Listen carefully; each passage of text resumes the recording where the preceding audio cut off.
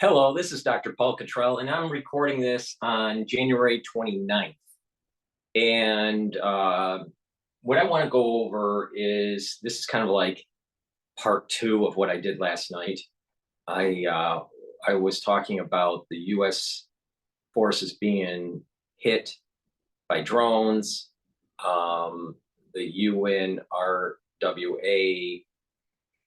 corruption that was going on, the Houthi strike on the oil tankers, So what I want to do is play a couple videos. I'm going to play Al Jazeera, and then we'll take a look at some of the other videos here. This is a live feed from Al Jazeera. Switch there.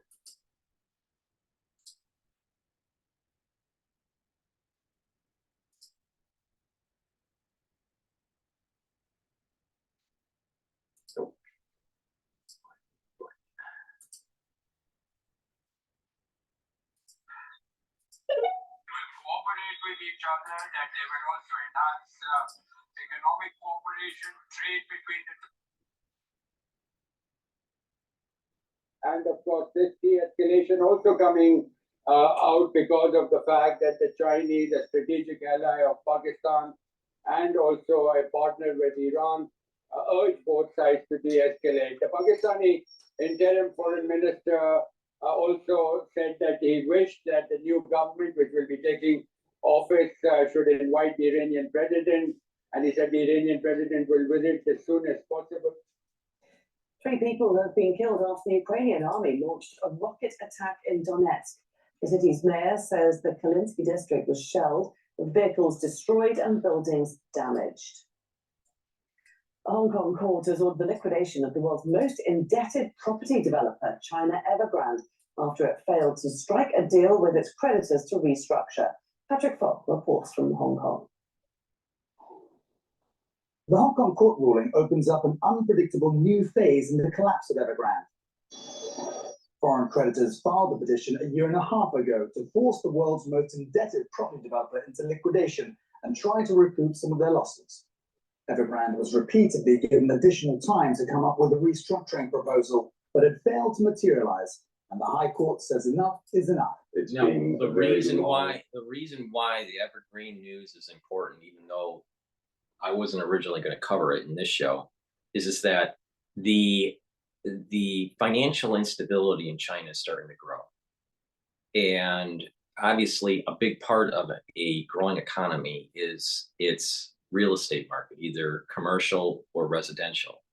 Now, having a very large real estate company, right, and construction, this is a major hit to their economy, all right? And it also shows that since they couldn't go through a restructuring and smooth things out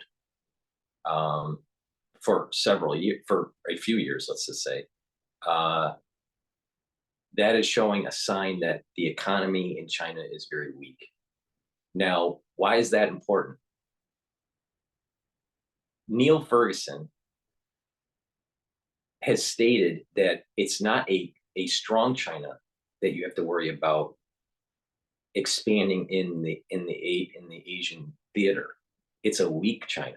Now that sounds paradoxical, but the reason is that through weakness internally, they're going to feel as though they have to make the move.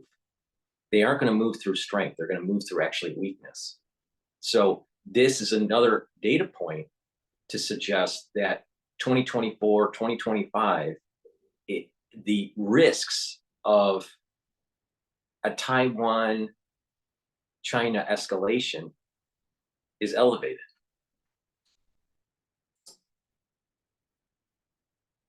And drawn out restructuring. And so an enormous amount of value has already been destroyed for the bondholders. The case now faces major jurisdictional challenges. In cases like these, foreign creditors prefer to go through Hong Kong courts because of the common law system and because of the lack of transparency in legal process on mainland China. But liquidators have no power to enforce the order from Hong Kong courts on the mainland. So all they can do is try to attempt to grab assets and sell assets that are offshore. The majority of the value in this case is onshore in China. So there's very little they can do. Analysts say creditors are likely to recover less than 5% of their investment, and an estimated 1.5 million people in China are left with unfinished homes, posing a serious risk of social instability. Meanwhile, Chinese regulators are shoring up support for other struggling developers and making it easier to access loans as part of efforts to stem a major market rout. It's unclear whether the measures will have a sustained effect. At the end of the day, it still comes down to the implementation of the commercial banks and financial institutions in China. Some of the distressed developers have not timely received the credit support, whereas all the additional liquidity is injected to the state-owned developers. Chinese developers still face the problem of sluggish consumer demand. The latest data shows house prices in December fell the most in nearly 9 years. But analysts say Evergrande's fate shows authorities are determined to bring under control the property market bubble. Patrick Fogg, Al Jazeera, Hong Kong. South Korea is enforcing a new law banning the use of artificial intelligence-generated deep-fake videos in election campaigns. The rule aims to prevent the spread of disinformation, a growing concern in a year of elections around the globe. Eunice Kim reports from Seoul. South Koreans are among the estimated 4 billion people worldwide who will cast ballots this year.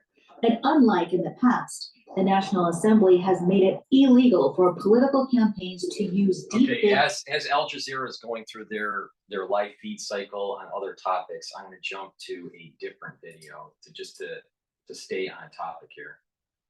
So this again, the moment we've been waiting for, the first launch of the So the whole point here is to go over what happened over the last couple of days dealing with this drone strike. 3 U.S. troops were killed. For a deadly drone attack early Sunday on a U.S. base in Jordan near the border with Syria. We had a tough day last night.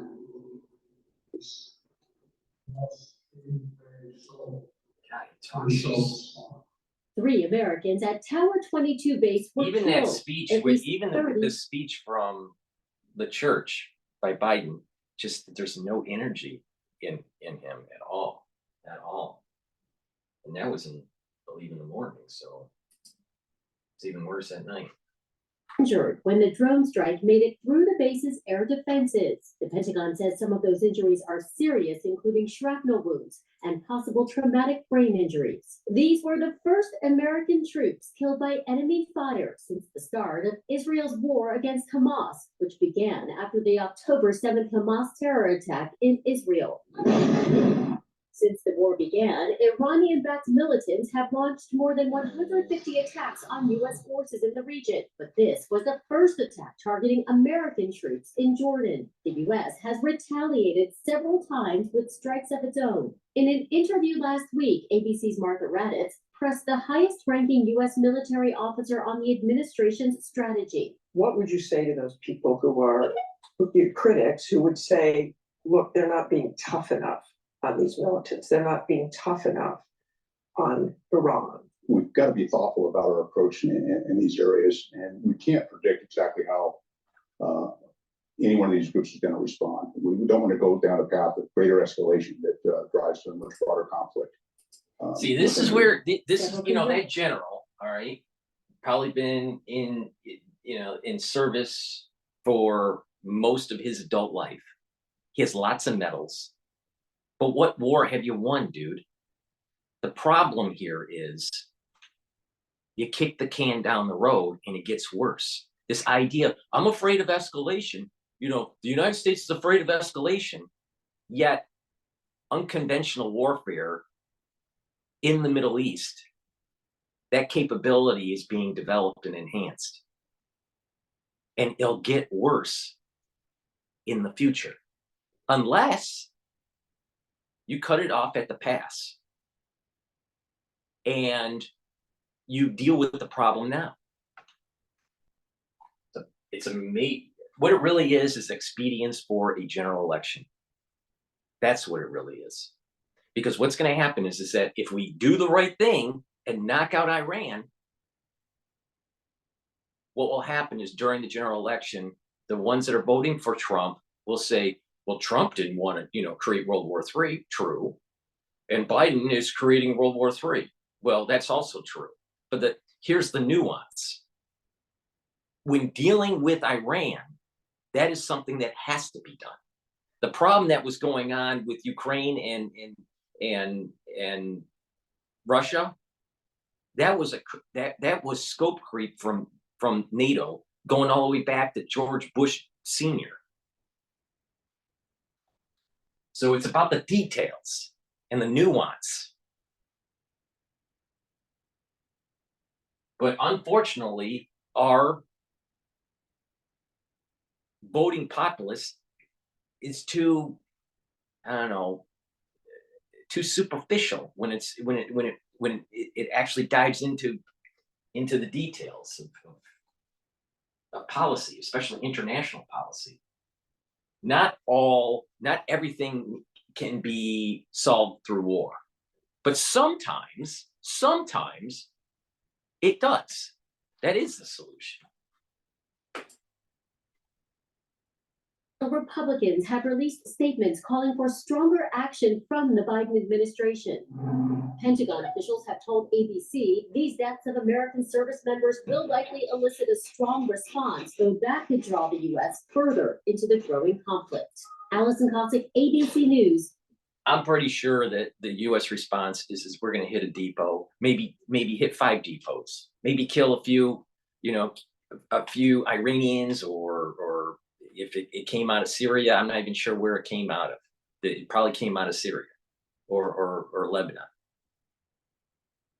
So they hit Hezbollah, all right? But it's going to be superficial because it's not getting to the root cause. Strong response. Yeah, the United States isn't going to do a strong response. Bullshit. Sure. All right, so now let's play what Fox is. Let's play what Fox is.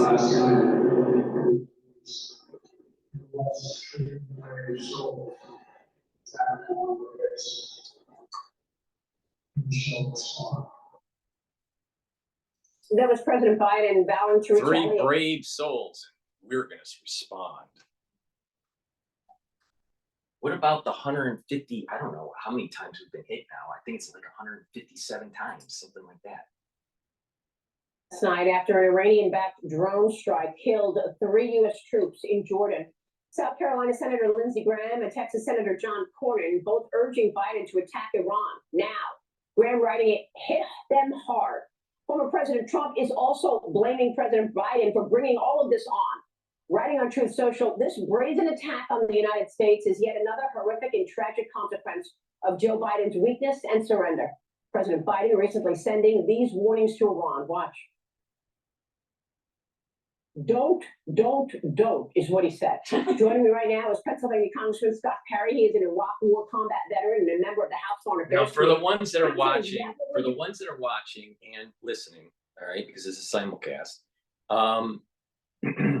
Also, keep it in mind, it's not just what's going on in the Middle East. Just look at what we've been doing for the last 30 or 40 years. So almost 4 decades with North Korea. Didn't do much with North Korea, but yet they are inching their way with continental ballistic missiles with nuclear capability. Same problem. That all we've done? Biden saying don't do it to Iran after 168 attacks, and now we've lost 3 servicemen? Good morning, Maria. It's actually much worse than that. It's the blood of these service members, these soldiers, is on the president's hands. This is all a result of longstanding policy by the left to internationally accept Iran's terrorist activities in the region. It's not just Jordan, it's Iraq, it's Yemen. You know, I don't understand why this is happening, Liz Peek. We're up to 168 attacks on our troops. I can understand that he has this narrative in his head that he wants to do a deal with Iran up to maybe 1, 2, 3, 4 attacks, 168 attacks, Scott Perry. When is this president going to respond, and how should he respond? It's not just the president, it's the Pentagon. Again, the Pentagon has been, their commander-in-chief has been Republicans and Democrats, all right? Since I've been alive, all right? And since you've been alive. The problem is that our foreign policy is just wrong. And here it is, it's 2024, and all the crap that's been kicked, down the road and into the alley, now we got to deal with. Well, we could have dealt with it 30 years ago, and it would have been less blood, and it would cost a hell of a lot less.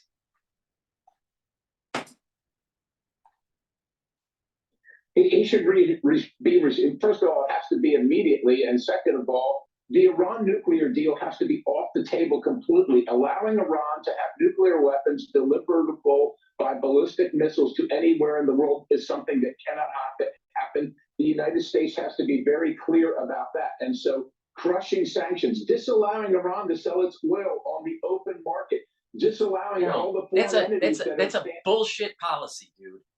It's really simple. Ayatollah, 10 days, you shut down all of your nuclear capability, or we're bombing it.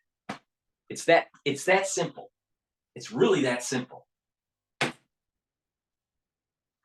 Stand to make billions and billions of dollars on an Iran nuclear deal. They all need to be told immediately that is never going to happen, and then supporting the Iranian resistance inside and outside of Iran, which the Biden administration has cut the legs out from under, and the Obama administration for that matter, over and over and over. That's what needs to happen. It needs to happen immediately, along with any military response, whether it's in Yemen or in any of these other countries. It needs to happen immediately. Yeah. There needs to be a complete reversal of policy. I don't think that's what we're seeing. Cheryl, I want you to jump in here, but first, let's take a look at how Biden, quote unquote, threatened Iran over the last couple of months. Watch this. There's limited fighting already on the northern Israeli border, and I wonder, what is your message to Hezbollah and its backer, Iran? Don't. Oh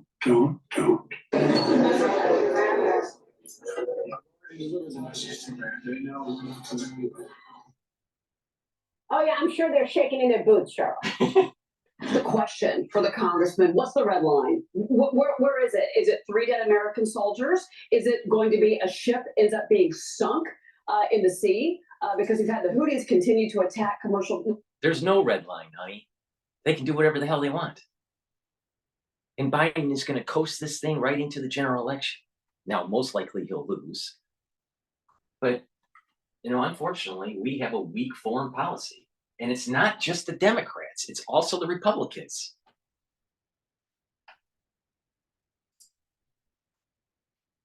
When one of them goes down, is that the red line? What is the plan here from President Biden? We don't have one. We're way beyond the red line. The red line occurred probably during the Obama administration. President Trump tried to drag it back. Crushing sanctions pushed Iran's leaders within an inch of their rule in that country. Remember, the mullahs don't rule by popular consent. They rule by fear and the reason why we don't have a red line is because we're worried about oil prices going sky high. That's why. And shipping being cut off.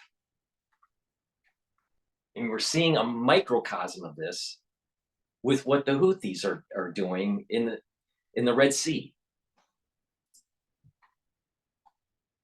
And so that can change, but the Biden administration, following in the footsteps of the Obama administration, has empowered them. And of course, with billions upon billions in American sanctioned dollars. What do you think they're going to do with it? They are a terrorist superstate. Any single American across the country, whether Republican, Democrat, or anywhere in between, recognizes who these people are. They are the enemy. They have avowed death to America and death to Israel, and they're carrying it out. Nobody should be surprised. This U.S. outpost called Tower 22 that was hit, it's right on the corner of Jordan.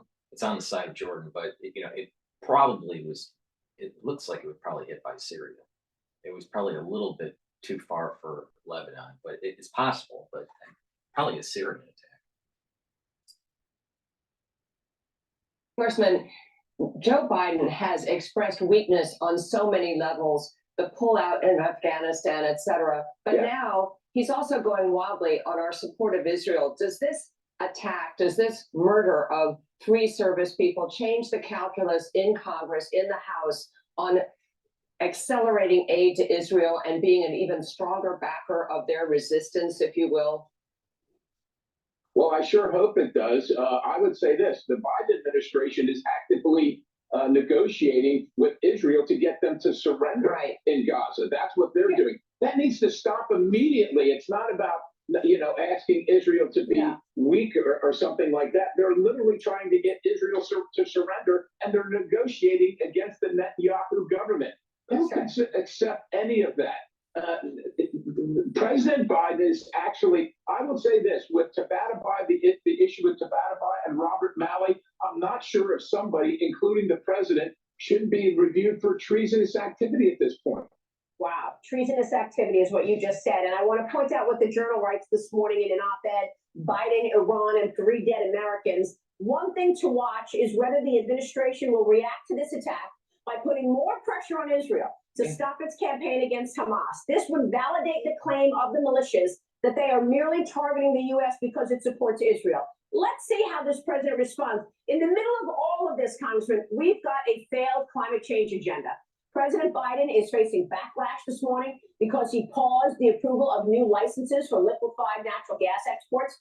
Business organizations from the U.S., Europe, and Japan sending a joint letter to Biden urging him to reverse this decision, Congressman. What are your thoughts here? Now think about this. LNG is, liquid natural gas. We make a lot of natural gas because of all the fracking that took place. We make so much of it, we have to burn it, because if you don't burn it, it'll explode. So we're burning an awful lot of natural gas that could have been exported to countries that don't have natural gas. And we would have more money in our country and be less indebted and have actually a little bit more political sway in, in how the energy markets are working. And you don't want to stabilize the Middle East at all long term. So oil markets are going to be volatile, and it'll go up and down. And oil has been inching upward lately. And that instability for shipping causes goods to cost more because they have to do a different route. Meanwhile, you want to shut down LNG from the United States for exports. You want to have LNG so you have less dependency on the Middle East. Every single thing that the Biden administration does is antithetical to the right policy for a strong America. Now, if we have a strong America, we will be able to not be so dependent on these wild swings in the Middle East. But instead, we're going to, we'll do the wrong thing because we're stupid, and we'll not have our LNG exports, and we'll be more dependent on Saudi Arabia and Iran and all these other, regions that are going to hell. I mean, it's like, it's almost like it's almost as if there's a group of people in Washington that wants to do a controlled demolition of America. And it's not just Democrats. I think the problem is also with the Republicans. I mean, look at McConnell. McConnell, I mean, almost every single policy that guy does seems to be against America. Not every policy, but almost every policy. Meanwhile, every policy from Biden is against America. So, don't fall in the trap that it's just Democrat. You know what? There are many, many Republicans, the Mitch McConnell types, They're trying to deep six America.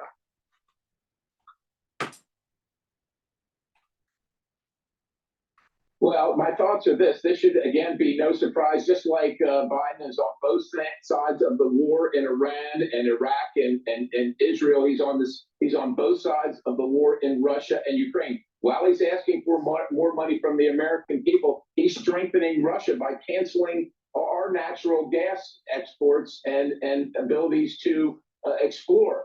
No one should be surprised. It's weakening America. It's helping our adversaries and literally our enemies around the globe. Certainly business leaders see it, but Americans see it too in this winter season where people can't afford their electricity bills and their gas bills. He's telling them they have to pay more so that we can help Russia and Iran. It is unbelievable. That's exactly right. Real quick, Congressman, where does this Senate deal Or is stand? it that there are companies that there are companies that prominent Democrats and Republicans are tied to, and they're getting cash flows from, either through investments or friends of family that have, you know, some stake in the company. And if you elevate the price of energy, then perhaps the companies that they're tied to have more profit. So it's a combination of controlled demolition of America, but also fleecing and profiting from that demolition.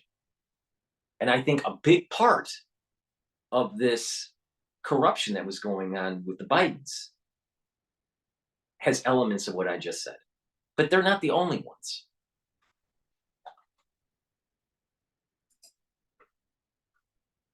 Your colleagues are trying to push a deal. Will you confirm that this is what the deal is, that you say you're going to have 5,000 people come in illegally into this country before anything can be done in terms of deportation? Where does this stand? Well, as according to the speaker, and I sure hope it's correct, it's dead on arrival. It should never be considered. There shouldn't be one Republican senator involved in this deal. It's enshrining lawlessness and a wide open border that is imperiling the United States and our citizens. They want us to enshrine it in law. It is unacceptable. What they need to do is close the border immediately, and then let's see how long that lasts, and then we'll talk and see what we can do. But the border needs to be secured immediately before anything else is done. Well, Nothing less is acceptable. You know, there's something to be learned from the whole COVID crisis and what we just saw with the border. A lot of talk, no action. A lot of talk about the border and, oh, we need to close it, but the Republican Party isn't really, you know, solving the problem. And obviously the Democratic Party is, you know, creating the border to be more porous. And a lot of talk. We got to control the border. Well, it's really easy. Just close the gates. Raise a wall. Put pressure on Mexico.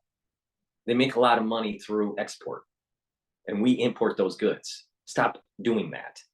That's the policy that Trump had, and it worked. And guess what?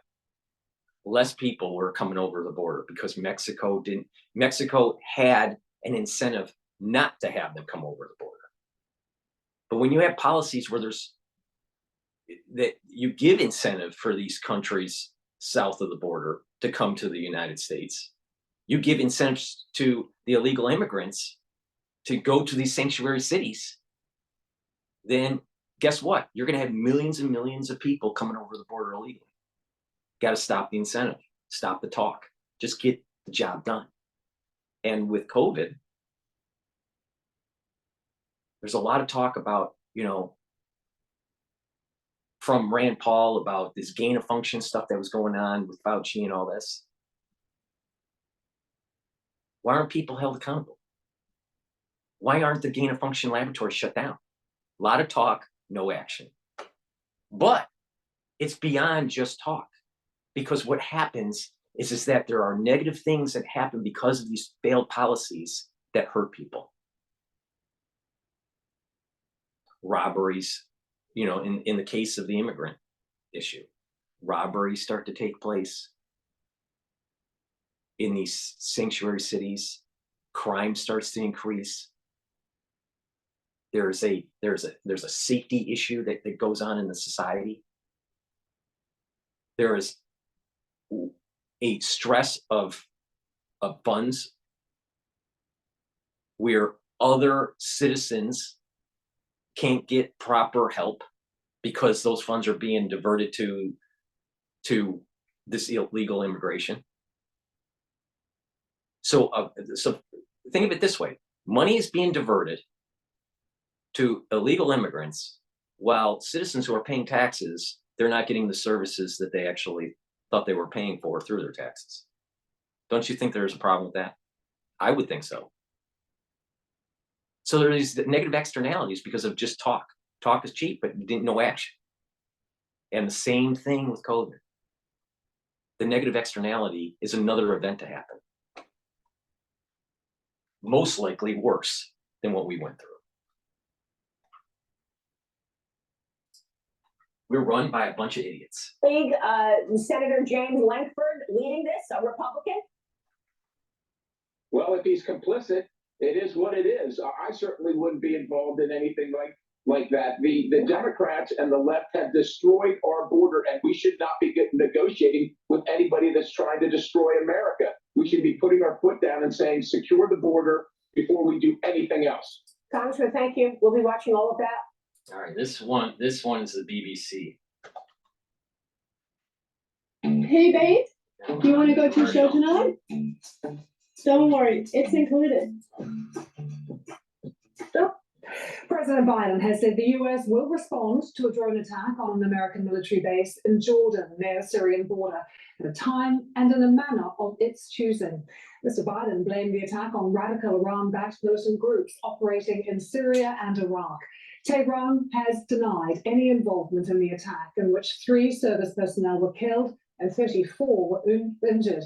This is the latest in a series of attacks against US bases in the region since the war in Gaza began. Let's bring you more with our World Affairs correspondent, Paul Adams. The Americans say the attack happened at a base known as Tower 22, right on the Syrian-Jordanian border. It's one of many American bases across the region. There have been dozens of drone and missile attacks in recent months, but no American personnel have been killed until now. Joe Biden, seen here attending church, was quick to point the finger. We know it was carried out by radical Iran-backed militant groups operating in Syria and Iraq, he said.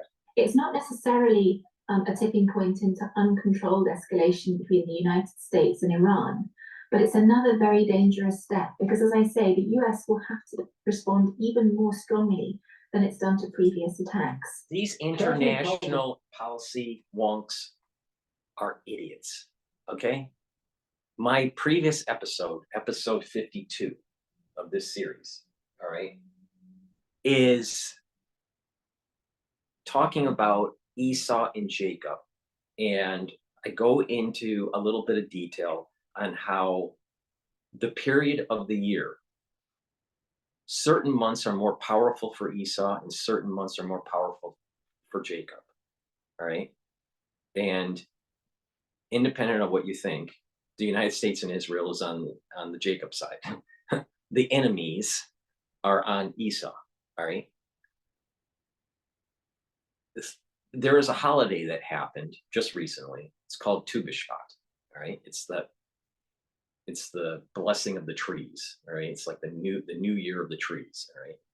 And you eat some different fruits that you haven't had before, you know, for a year or whatever, like figs or dates or pomegranates and stuff like that, all right? And you say a special prayer, all right? This transition at midnight on Tu B'Shvat is the inflection point between the strength of Esau to the strength of Jacob throughout the year, okay? And it's based on the lunar year, all right? Well, the previous months that we just went through, pre-Tu B'Shvat, were strong for Esau. And the strength increases for 3 months and then peaks at the 3rd month and then starts to decline, but it's still stronger in relative terms to Jacob, okay? That ended last Wednesday, all right, and switched where Jacob is increasing strength more in relative terms than Esau, all right?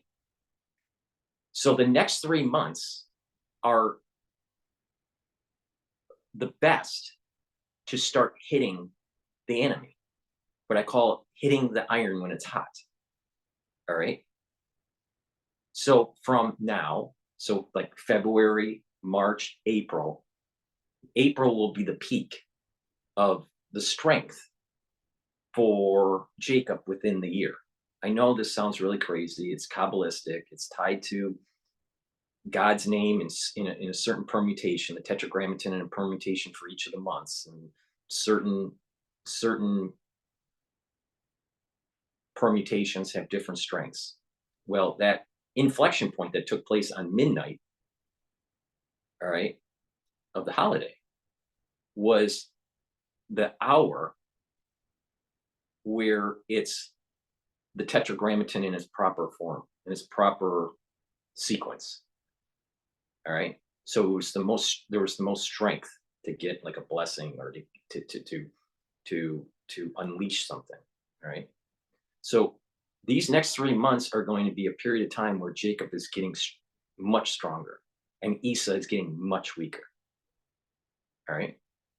Now, it'll go through February, March, April, and then there's going to be a decline in strength, but in relative terms, still strong. May, June, July. So the end of July, so in August, there will be another inflection point where Esau gets stronger again. Now, when Esau gets stronger, that's August, September, October, November. All right, now we're into the general election. All right. So those months from August to November, Esau is going to be strong. So it's better to hit the iron when it's hot and not and really hit them hard now up to July, through July. Now we'll see how that happens. Now, if you don't believe what I'm saying, go back to what happened in the Battle of Mogadishu. This is, I think it was in 1993. Maybe it was 1990. Yeah, I think it was 1993. This is that whole Black Hawk Down stuff. All right. It happened on October 3rd and 4th. That was when Esau was stronger. So the United States had to put their tail between their legs in Mogadishu because of that. Now, this thing is very Kabbalistic. A lot of people will not even understand what I just said. And there are other people that won't believe it, even though that they understand it. But mark my words, there are periods of strength between Esau and Jacob. Esau and Jacob are never at the same strength level. One's always a little bit more than the other, or a lot more than the other. They're inverse peoples. So when Esau's strong, Israel's weak. When Esau's weak, Israel's strong. It's time to his now. Over years, Iran has a wide network of allies and proxies operating in countries across the Middle East. They're all opposed to Israel and the United States. It's sometimes called the axis of resistance. There are pro-Iranian militias in Lebanon, the Palestinian territories, Gaza and the West Bank, plus Iraq and Syria. And far to the south, there's also the Houthis in Yemen. Over the weekend, the Houthis have been launching their own attacks, hitting a tanker in the Gulf of Aden. British warship HMS Diamond used an air defense missile to bring down a Houthi drone. With British help, the US have been hitting Houthi military targets for a couple of weeks. So far, the Houthis seem undeterred. They say they'll stop attacking ships if and when there's a ceasefire in Gaza. The problems America is dealing with across the region aren't all about Gaza. The war there has left the whole Middle East a lot more dangerous. Paul Adams, BBC News. Now, what's important to recognize with that, here it is, with that last part of the broadcast, is that the UK and the US are knocking down these drones. These drones aren't very expensive, but what we're using to knock stuff down and to do retaliatory strikes are in the millions.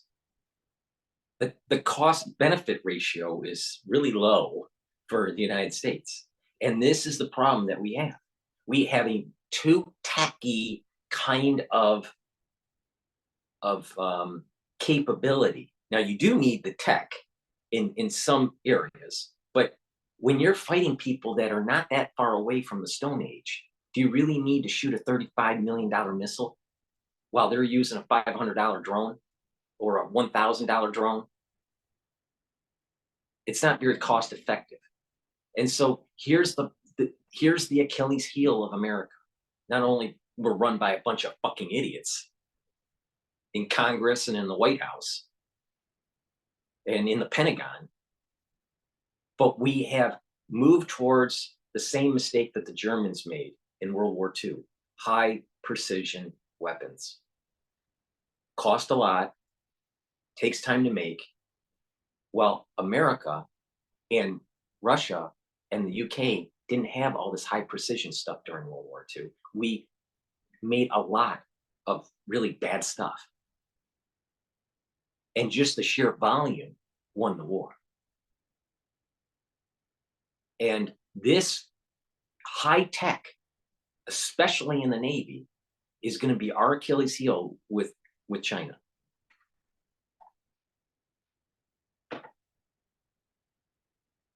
All right. Now, I want to play DW to get their perspective on what happened. The United States says that 3 members of its armed forces have been killed and dozens more wounded in a drone attack near a base on Jordan's border with Syria. U.S. officials say that the drone struck near a barracks at the base in the Ruban region. It is the first time that a strike has killed American soldiers in the area since the start of the Israel-Hamas war. U.S. President Joe Biden blamed Iran-backed militants for the attack and has vowed to respond. Iran denies any involvement. Resistance groups in the region do not take orders from the Islamic Republic of Iran with regard to their decision-making or actions. While Iran does not welcome the development of conflict in the region, it does not interfere with the resistance group's decisions on how to support the Palestinian nation or defend themselves and their people against any aggression or occupation. And for more on that, let's bring in Middle East analyst Daniel Gerlach. He joins us. He's editor-in-chief of the magazine Zenith, which focuses on the Arab and the Islamic world. Welcome to the program, and thank you so much for joining us. I mean, we just heard there that statement from Iran seeming to try to distance themselves from this strike.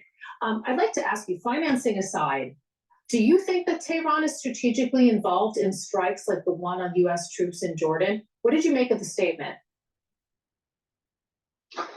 Well, I think Iran is involved in structuring and motivating this alliance, this plethora of militias, mostly Shia-oriented militias in the region. However, I think these groups also work at their own behest and have their own timetable. And I think that is also the plausible deniability for the Iranians is also essential here. So this is more, it's a financial, it's a logistic, it's an ideological support. But as we have seen in the past, I do not think that Iran is coordinating every individual strike. It's not in the strategic interest of the Iranians to do that. And they see how that these groups and these militias also operate independently, but actually contribute to the overall deterrence of Iran in the region. However, what happened now is the killing of 3 U.S. service members, which probably did not go according to plan, because before these militias made actually sure that they would inflict harm and that they would provoke the Americans, but make sure that they wouldn't cross a certain red line. And the killing of U.S. servicemen is certainly a red line that the Americans need to respond, and that puts also Iran on the spot. And now there are reports that Iran-backed fighters in East Syria have started evacuating their posts in anticipation of a U.S. counterstrike. Do you expect Washington to launch airstrikes there? What sort of U.S. response could be anticipated?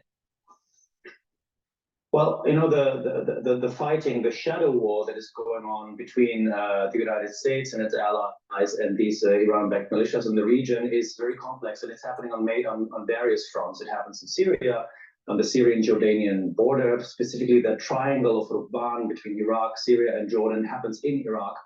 and in other places. I've just returned from Baghdad, and last week, while I was in Baghdad, there was a US strike on a Shia militia group southeast of Baghdad in a place called Josha Sakhar, which killed several alleged militiamen. And I think this attack could be seen as a response to that US attack, which itself was a response to an attack on the Ain al-Assad airbase in Iraq. So this conflict escalates on various fronts in various countries, and it's very difficult for the respective governments of these countries to stay out of it. They don't want to be drawn into this, certainly not Iraq, certainly not Jordan. But we have seen a number of border incidents, and it's so far it seems like most of the fighting is happening in Syria itself, on Syrian territory, but it can happen elsewhere too, as we see. And it's interesting because we've seen since Hamas's terror attacks on October 7th and Israel's response in Gaza, the vast majority of world leaders and diplomats have stressed the importance of preventing a wider regional escalation, as you've highlighted there. Would you say that this has been a failure? Are mistakes being made? A lot of mistakes are being made, but the fact that you want to prevent a major regional escalation doesn't mean that you would not act in self-defense or in response to some of those attacks. So the logic is, on the one hand, all sides want to prevent a major regional escalation. On the other hand, they do tit for tat. Whenever they're being attacked, they want to strike back. And these like retribution strikes, major harm can happen, and this can lead to another escalation. So whereas many parties in the region, not all of them, by the way, want to avoid a regional escalation, the regional escalation is happening. And this is unfortunately the logic of deterrence and of retribution that we have been seeing for a long time. Here's the problem. The Middle East has never been in homeostasis. And having some sort of short-term ceasefire, such as 2006, 2008, 2016, only ends up causing more havoc down the road when it escalates again. The only way to have it go into homeostasis is to stop having this international Westphalian concept and just let them duke it out. This thing has been brewing for 3,000 years. And Iran, this can result in a major problem, because at one point they would either have to engage in really meaningful diplomatic negotiations, how to prevent this from happening, or we would see this being taken to another level soon. You mentioned the multiple strikes and responses, and I'd like to know how you see the strike now in Jordan. Does this drone strike mean another front has now opened up in the already volatile Middle East, or do you expect this could potentially be a one-off that can be contained? I think that some of historians have mentioned, and when we're taught in history, in school, we assume that a certain day a war starts, because of some sort of conflict. The war started on X day, right? But the reality is that there is no, we need to have delineation to be able to teach history. But the reality is that there are no delineations of war. There is this wave of war, where there's de-escalation for a period of time, and then there's escalation at a period of time, then there's de-escalation, and there's escalation, and it oscillates, and it changes where the places are in the world when this is happening. Sometimes they're in tandem, but there's a continuum that doesn't really have a delineation point. It's for us to understand that particular era where we say World War I and World War II, right?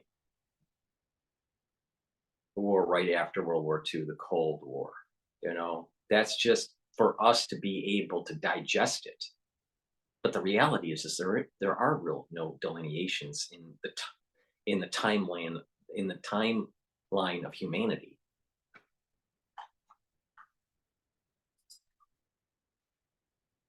The front already exists, and not with regard to Jordan, but mainly with regard to Syria and to Iraq, where these militias operate.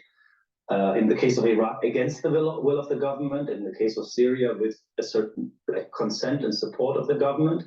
But this place where the strike happens is a strategically very important place. place. It's in the eastern Badia, like the southern desert of Syria, as I mentioned before, triangle between Iraq, Jordan, and Syria. And the Americans had been there initially to fight Islamic State militants, so-called Daesh, from this area. And it's become some sort of a no man's land because the Americans are there.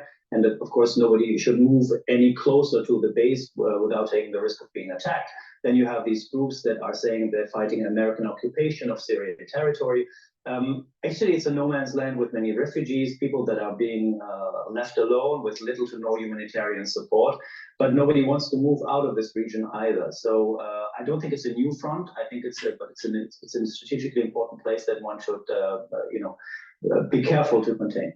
Some really important context there. All right, before we go to Al Jazeera Live, please go to my store, the-studio-reykjavik.com. Link is in the description of this video, and there are also links that are pinned on my X channel. Please go and get the Health Max 14 or Health Max 35. This is a structural nano silver liquid. You take a teaspoon of it a day, you swish it in your mouth, it'll neutralize pathogens, you swallow it, and by doing that on a regular basis, you're improving your health. If you're sick, take a tablespoon or two a day, all right? Gargle with it, and it'll help to neutralize pathogens. I take a teaspoon of it a day as part of my health protocol. I also carry resveratrol.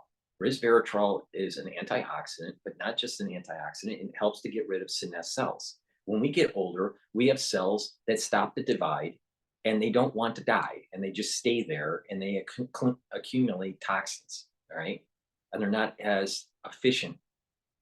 So resveratrol helps to get rid of those senescent cells. And by getting rid of senescent cells, you'll be able, in certain types of tissue that have adult stem cells, to be able to rejuvenate new cells, and therefore you'll have a new population of cells from those adult stem cells. So go and get the resveratrol. Also, please go to my store and get the D3, vitamin D3. It helps to absorb calcium, but not just that. D3 is important to be taking every day for proper gene expression because it's a cofactor for gene expression.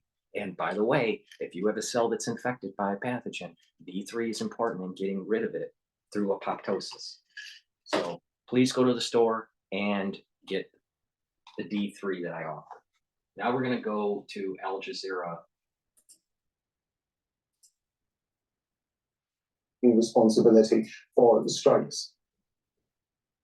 Well, this coalition, known as part of the Axis of Resistance or the Islamic Resistance, is a umbrella organization of a few armed groups and militias, such as Kataib Hezbollah, Harakat Hezbollah al-Jabhat, and a few others that have been operating in Iraq, in Syria, across the region for many, many years. And they have strong connections, particularly to the Iraqi government, the Popular Mobilization Forces, but also they're allied to Iran in the region, to Hezbollah in Lebanon in the region, as well as to groups in Syria and the Syrian regime. So it's very much a transnational armed group that sees itself as a vanguard. And what I mean by that is it sees itself as the sort of line of defense against Western imperialism, against the US, against Israel, and it does the bidding for many of its allies in the region, such as by sending missiles and airstrikes.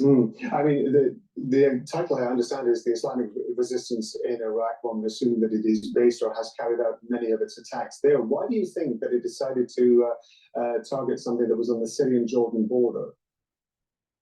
Well, it's as a vanguard group, its main sort of target or its main enemy has been the United States, and especially since October 7th and Israel, sort of the fight against Israel in the region.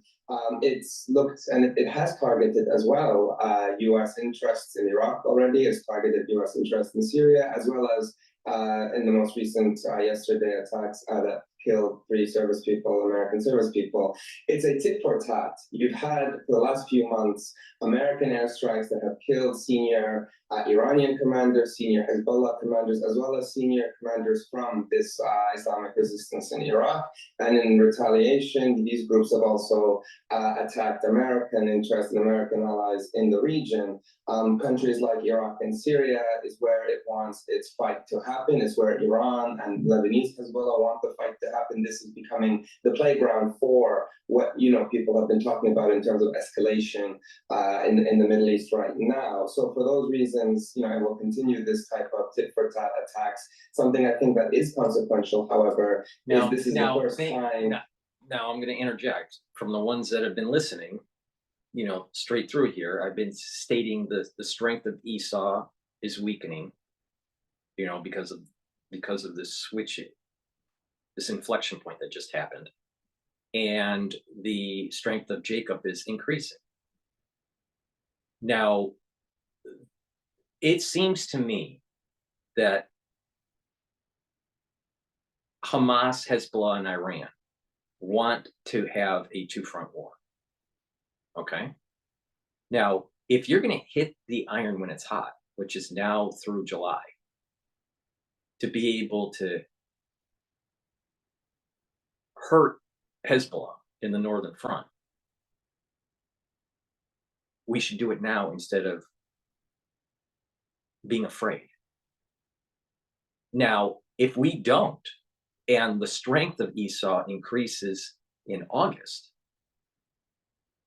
through January into 2025, then if we are ambushed or we are drawn into that northern conflict, we are going to have, at a Kabbalistic level, more problems than if we went in now through July. My bet is this: we're going to lob some missiles into Syria, into Iran, possibly even into Lebanon, but it's not going to be meaningful. It'll be somewhat a muted response. We'll continue hitting the Houthis, but again, it's not going to solve any of these problems. It's going to be a very muted response. And we'll be drawn into a larger conflict where the iron is not hot anymore, and we would have to wait until February of 2025 for this Kabbalistic alignment to be more in line with Israel and the United States. Now, that's my perspective on it. I'm probably sure a lot of people think I'm crazy, but I really don't care. Several years that American service people have been killed, so they have casualties from direct fire, and so this is a concerning escalation. Do you think, given your assessment and your knowledge of the group, do you think that this was a calculated decision that they decided to try to kill American soldiers, given the fact that we know that there are going to be significant repercussions for that reason, rather than, for example, carrying out a drone bombing attack generally that might have injured troops but may not have killed soldiers? Well, that is the question. As you say, there has been almost a certain logic underlining the types of attacks that these resistance groups have done in the past few years, and that has been to attack through missiles, through drones, but not necessarily to kill. And because of that, there hasn't been casualties. Now, of course, the Americans would say that it's a capability, not an intent issue, and they just have been unable to. But from their perspective, from the perspective of resistance, there is a calculation there. There is a need to show force. There's a need to show that they have the military capabilities and the intelligence to be able to hit, but also not to risk escalation. Because at the end of the day, these groups and their allies, the Iranian the government of Iran, its forces, Hezbollah in Lebanon, they don't want a direct confrontation, primarily because they know they won't win a direct confrontation. interpretation against the US or Israel, but they need to show force. And that's what these groups do through these types of strikes. It is signaling, it's messaging to say we're here and we can. Now, of course, this is a departure from that, and it does show that there is intent to kill as part of that logic of violence. Just very briefly, I mean, there have been talks in recent days in Baghdad about between the US and the Iraqi state in order to try to work out some sort of timeline for reducing the number of American troops that have been in Iraq. And we know that both the Trump administration and the Biden administration aren't keen on having American troops serving abroad to any significant degree. Do you think attacks like this might actually have the opposite effect and might force the US to reconsider and reassess its presence in the region? Well, the U.S. is in a difficult position. The Biden administration very much wants to leave, wants to sort of move away from Iraq in the region, but it also has the precedent of Afghanistan and how problematic it is to be seen as losing and retreating. So the difficulty, the conundrum the Biden administration has is it wants to leave, but it also wants to leave in a position of power, not in a position of weakness. And so what you have instead is this tit for tat, where each side wants to have the last shot or the last say, and until that is the case, neither side is sort of budging. Because of that, it's very difficult to see for now how the U.S. would be able to sell the theater of retreat from Iraq. Renat Mansour, we appreciate you being with us on Al Jazeera and giving us the benefit of your expertise. Thank you very much indeed. At least 5 Palestinians have been killed by Israeli forces in the occupied West Bank. A young man was shot dead in the town of Yamun. Others were killed in Sirwa, Dura, and Tukum. For the ones that were listening, they just, and he was rightfully correct to say that the Biden administration is worried about the optics, right? They want to withdraw, but they want to withdraw with strength because of what happened in Afghanistan. And pay attention to what I said about the Esau months and the Jacob months of the year, because of each month has a certain configuration of the Tetragrammaton, God's name, all right? And that the first 6 months of this is the strength of Jacob, and the last 6 are the strength of Esau, but it is based on the counting from Tu B'Shvat. Okay, not a solar count. Well, let's talk about, I said that it was August through January where Esau is strong. Well, let's look at the Afghanistan war. All right. October 7th, 2001. Esau was strong. When did we retreat? August 30th. 2021, Esau was strong. Here's another data point to prove that about this Tetragrammaton, Kabbalistic ebb and flow between the strengths between Esau and Jacob, and why it's so important to hit fucking Iran, Hezbollah, and Hamas now all the way through July. And hit them hard. Not this, bullshit retaliatory strike stuff that we've been doing. There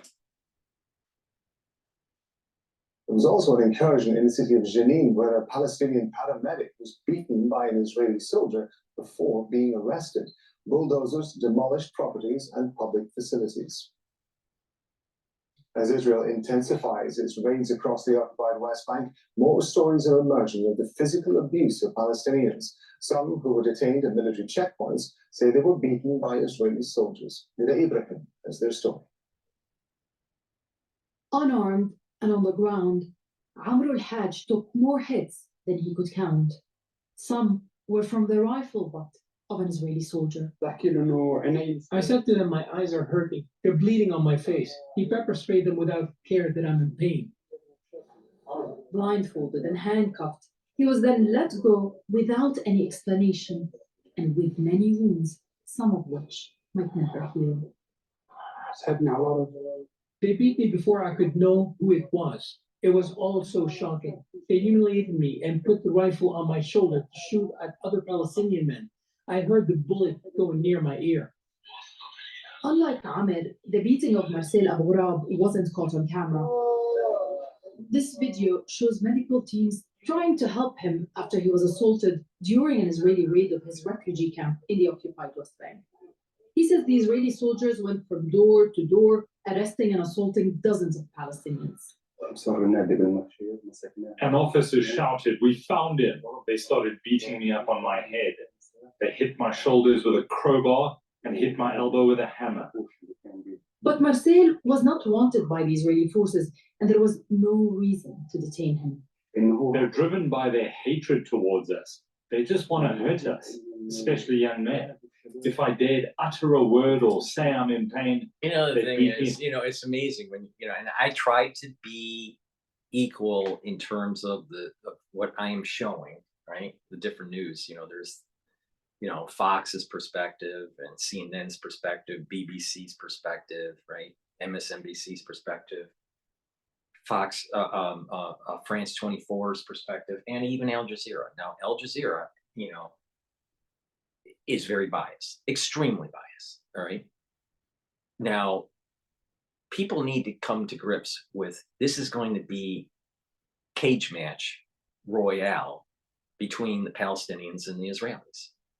And they need to duke it out because this thing will never reach homeostasis until there is an absolute winner on this. And the international community coming in to try to play referee, to try to stabilize the situation, only makes it worse when it flares up 5 years later, 10 years later. And then when you start adding in unconventional warfare, it gets really, really problematic. It gets really, really scary for the rest of the world. So it's better for them to just duke it out. Now, the things that Al Jazeera is saying about these two men that were hurt by the IDF, it looks like there was excessive force by the IDF. But I don't know the context because they don't tell you the context. They just say this happened. They don't say what transpired before. Now, maybe they were innocent. Maybe they weren't. We don't know because Al Jazeera doesn't tell you the full story. But the point is that the hate is on both sides. And it's time to let them duke it out.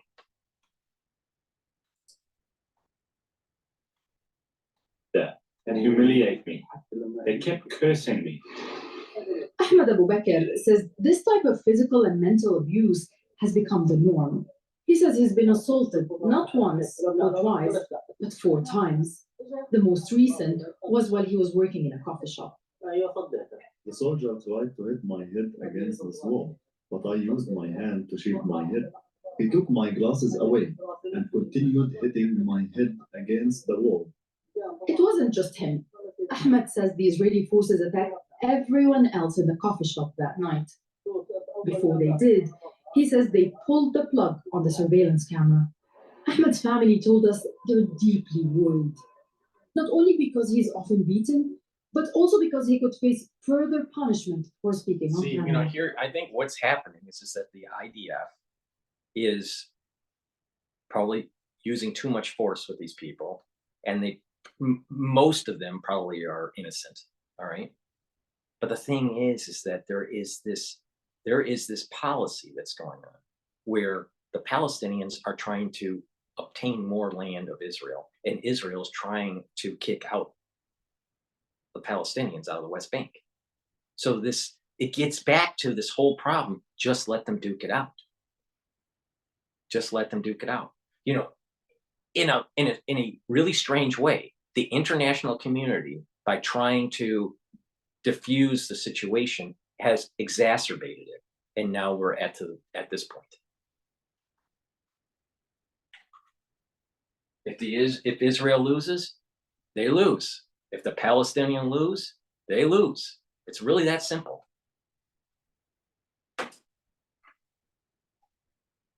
Fears, stress, and pain. Palestinian parents try to protect their children the best they can. But living under decades-long military occupation, they know there is little they can do to keep them safe. Nida Ibrahim, Al Jazeera, the occupied West Bank. A conference has been held in West Jerusalem calling for Israeli settlers to move back into Gaza once the war is over. At least 27 members of the Israeli government attended that meeting. Under Sahot reports from occupied East Jerusalem. Thousands gathered to call for illegal Israeli settlements to be rebuilt in Gaza and for Palestinians to be expelled from their homes. Among them, Now, cabinet my minister- take on this, all right? My take on this is that Israelis should not be settling in Gaza. But the other side of the coin is that none of the Palestinians should be in the West Bank. And they should be all shipped over to the Gaza Strip. I think the Gaza Strip should be the Palestinians. But the West Bank, not so much.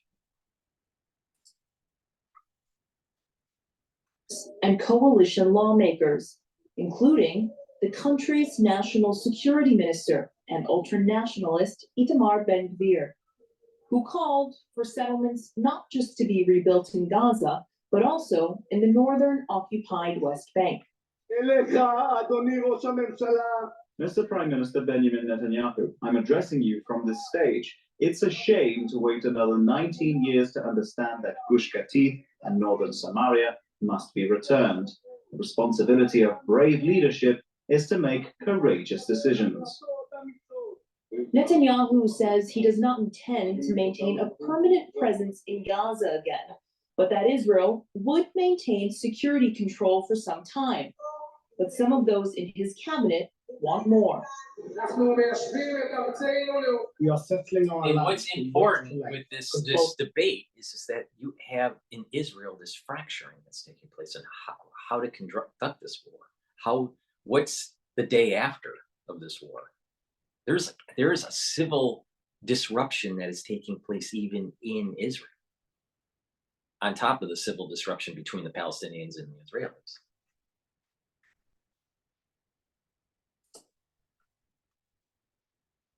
And fighting terror always, and bringing with God's help security to all of Israel. You know what the answer is. Without settlement, there is no security. Once seen as fringe voices, they are now at the heart of Israel's government. Opposition leader Yair Lapid posting this scathing statement on social media. The settlement conference on Gaza by the Otzma Yehudit party, with many ministers from the Likud party, is a disgrace to Netanyahu and to a party that was once at the center of the national camp and is now trailing helplessly behind the extremists. Palestinians say there is real danger in meetings like this one. In this conference, 12 Israeli ministers participated, including ministers from the Likud party, the party of Mr. Netanyahu.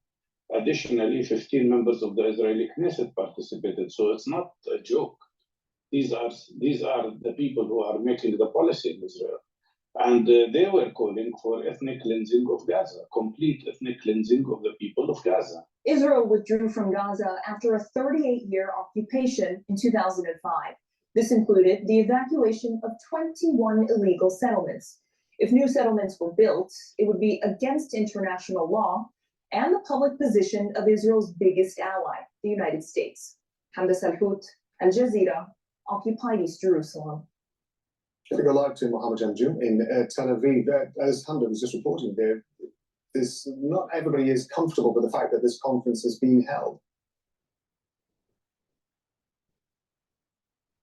That's right, Robin. Throughout the day, we've seen more criticism emerging about that resettlement conference. Let me read you just a couple of the quotes from very prominent lawmakers here in Israel. We heard earlier from Benny Gantz. Now, he's a former defense minister. He's also a member of the war cabinet. And regarding the conference, he said the participation... One gauge that I use to understand where is this trending in the next 24, 48 hours is where the future oil price is. Right. Last night it peaked at about $78 per WTI. All right. And it's now trading in about 76. So it's trading down. All right. So that's probably a sign that there's a little bit of a lull that will take place I don't think the traders are thinking that there's going to be like imminent strikes. Of ministers and members of the coalition in the conference yesterday hurt Israeli society during war. He went on to say they damaged our legitimacy in the world and they damaged efforts to create a framework for returning our abductees. Beyond that, we also heard from another member of the war cabinet, Gadi Eisenkot. He's a former chief of the Israeli army. He's also a current member of the Knesset. And he told an Israeli TV outlet that those who participated, especially members of the Knesset and ministers in the government, that they are exacerbating societal divisions. We've heard from other political leaders as well criticizing this. Clearly something that has rankled a lot of the elite here in Israel at a time when things are very fraught. And to that end, I must mention that just in the past 25 minutes here in Tel Aviv, you had rocket sirens sounding over the city. Now, it's the first time that's happened in around a month. My team and I, we went to a shelter. We were only there for about 5 or 6 minutes. We emerged.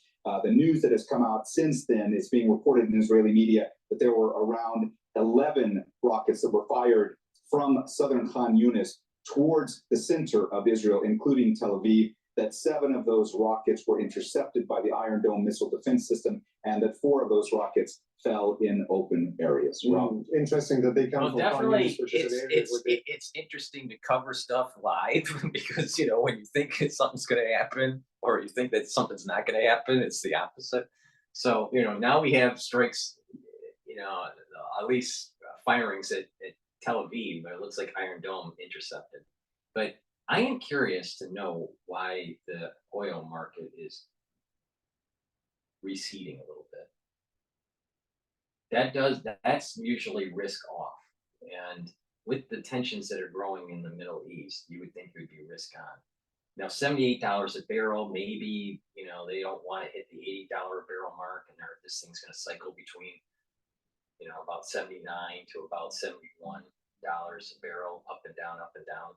That may be what, and it's just a channel that traders are doing. That could be. The military says that it's intensifying its operations and encouraging people to evacuate from. Let's go back to Israeli politics. In the Knesset itself, Benjamin Netanyahu facing yet another vote of no confidence, I believe.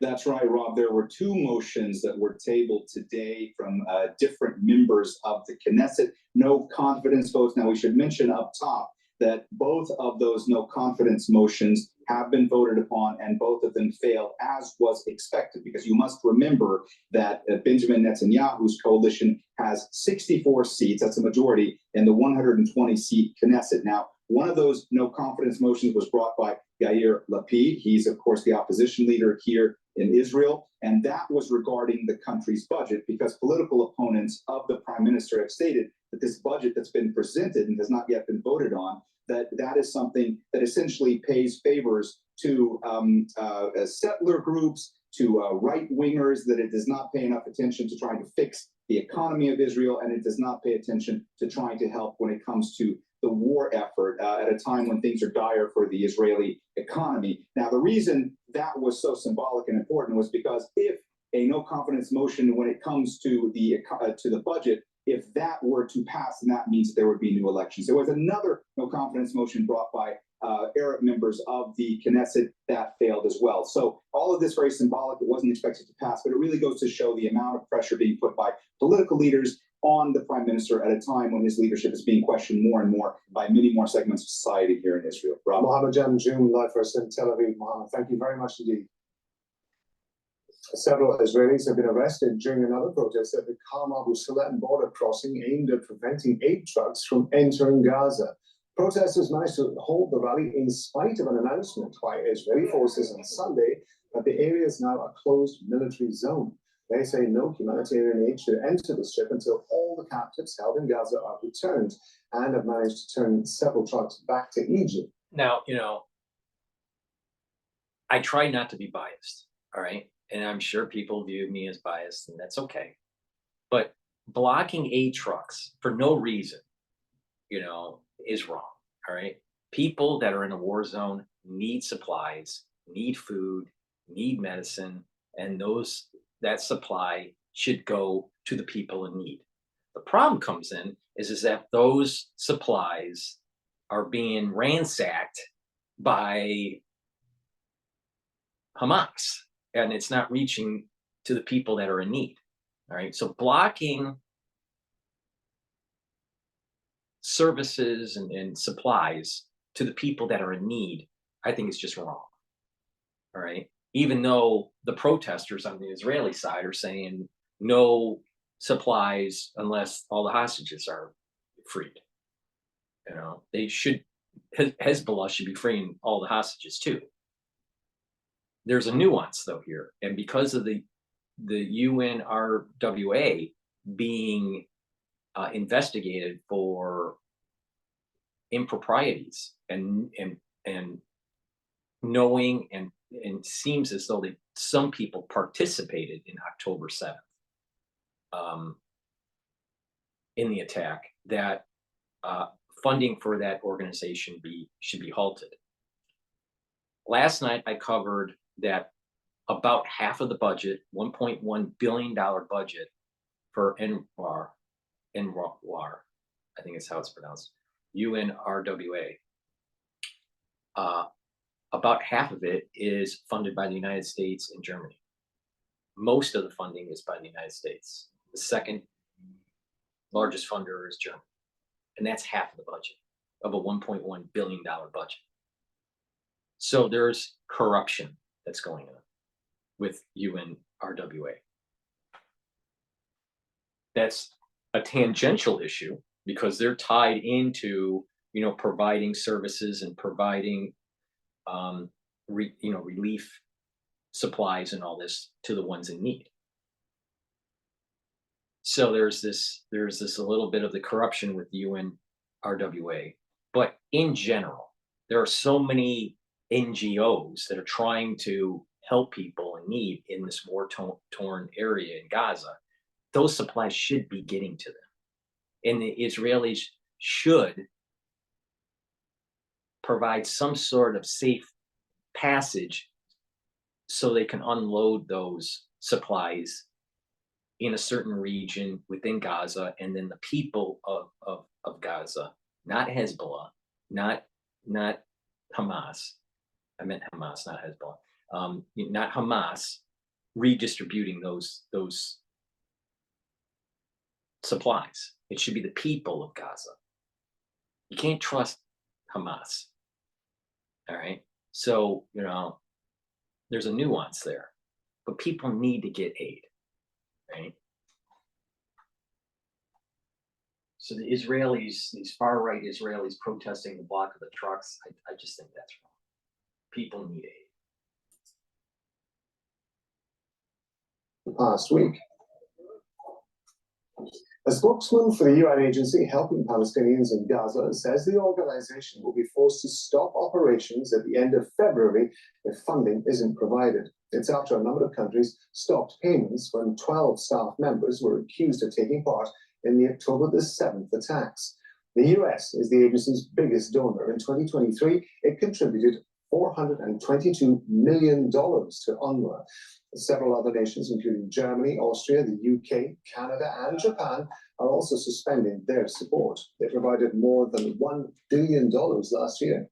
The UN agency supports nearly 6 million Palestinian refugees across the Middle East. It runs 706 schools and 140 primary health care facilities. It also provides food and cash assistance to more than 1.8 million Palestinians, most of them in Gaza. It has a staff of about 13,000, and at least 152 have been killed in Israeli attacks. Norway has joined UN calls for donor countries to keep supporting the vital work of the UNRWA. Espen Barth Eide is the Norwegian Minister of Foreign Affairs, and he's suspending UNRWA funding. Now, my understanding is that this organization has been in existence for about 40 years or maybe even longer. So, and because the government in Gaza is in shambles, all the services that you would think a government provides is really through this organization. So they're really a governmental proxy. So it's not beyond the realm of possibility that there's a lot of corruption going on. Now, I'm going to go to commercial here really quick. Please go to my store, the-studio-reykjavik.com, and get the supplements to help boost up your immune system and to help slow down the aging process and to get healthy. I offer very, very high quality health supplements, such as turmeric, right? You take this, it's an antioxidant, but it also brings down inflammation. It's part of my anti-aging protocol. A big part of the anti-aging protocol is to bring down that pro-inflammatory response. Take turmeric every day, it'll bring down that inflammatory response and slow down that aging process. Also, you couple that with ashwagandha. Ashwagandha will control your blood glucose levels. By having elevated blood glucose levels, which many Americans have, you'll be increasing that inflammatory response in your cardiovascular system. You want to mitigate that. You want to bring that down. You bring that down by taking ashwagandha. So go to my store, get the turmeric, and get the ashwagandha root. And what will happen, you take it every day, and you're going to be bringing down that inflammatory response and controlling your blood glucose levels. By doing that, you're going to slow down the aging process. And if you aren't chronically inflamed, you're actually going to improve your immune system. So go to my store, the-studio-reykjavik.com, and get the health supplements that I offer. Paul's collective punishment. I know that Commissioner General Lassarini has said that there should be zero tolerance to anything like this. But, you know, if you have 30,000 employees who are embedded in society, because the overwhelming majority of these employees are local staff, Palestinians in Palestinian areas, to try to, you know, be absolutely certain that you have zero risk is very difficult, even if you should have zero tolerance, which is exactly why I want to continue our funding. I urge all the donors to do so, and then we will collectively work with UNRWA to make sure that everything comes on the table to what actually happened and what UNRWA will do to prevent something like this from happening again. But we cannot collectively punish all the people who are refugees or internally displaced or forcibly displaced, many of them. Remember, these people did not choose a life as a refugee. I think everyone would prefer to live in a free, independent country, living a normal life and having their own business or work. But circumstances over many, many years have put these people in this place, and the international community cannot abandon them now. So ahead on Al Jazeera, Qatar's foreign ministers in Washington for more talks and a possible deal to secure the release of Israeli captives in Gaza. I will see why French farmers are blocked. Okay, so what I want to do is I want to go to Fox News business about the border crisis in the United States. Impeachment against Homeland Security Secretary Alejandro Mayorkas. They did so yesterday. They're accusing him of, quote, refusal to comply with the law and breach of public trust. The House Homeland Security Committee expects to mark up these and vote on the resolution tomorrow. I spoke with New York Congresswoman Elise Stefanik about the Mayorkas impeachment on Sunday Morning Futures yesterday. Watch. This is very important, as House Republicans are the last line of defense, and we're holding the Biden administration and Joe Biden accountable for the catastrophe at our southern border. Our committee chair, Mark Green of Homeland Security, has done a tremendous job and has shown to the American people that there has been a willful and refusal to comply with the law and an abuse of power in the position as Secretary of Homeland Security. You have a wide open border. It is the number one issue. You know what is interesting about this guy, this Secretary of Homeland Security? He reminds me of Chernow during, you know, right after 9/11. You know, I'll tell you, these people, they are on the take. They will be part of a company that is benefiting from this flow of illegal immigrants somehow, some way, either through technology or through consulting. Chernow made a ton of money on these.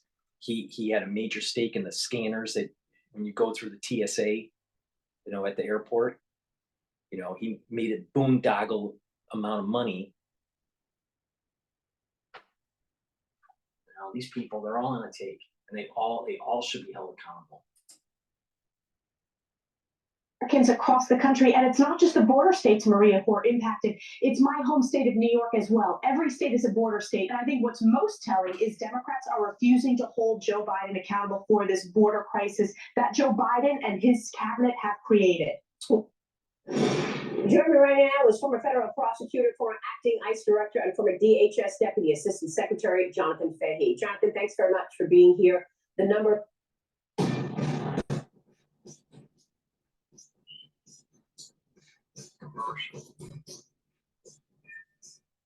And thanks very much for being here. The numbers are just disastrous. More than 300,000 people apprehended in the month of December alone, compared to 405,000 in the entire year of the Trump administration's final year. We've gone from a very secure border to a complete open-ended situation. Your assessment?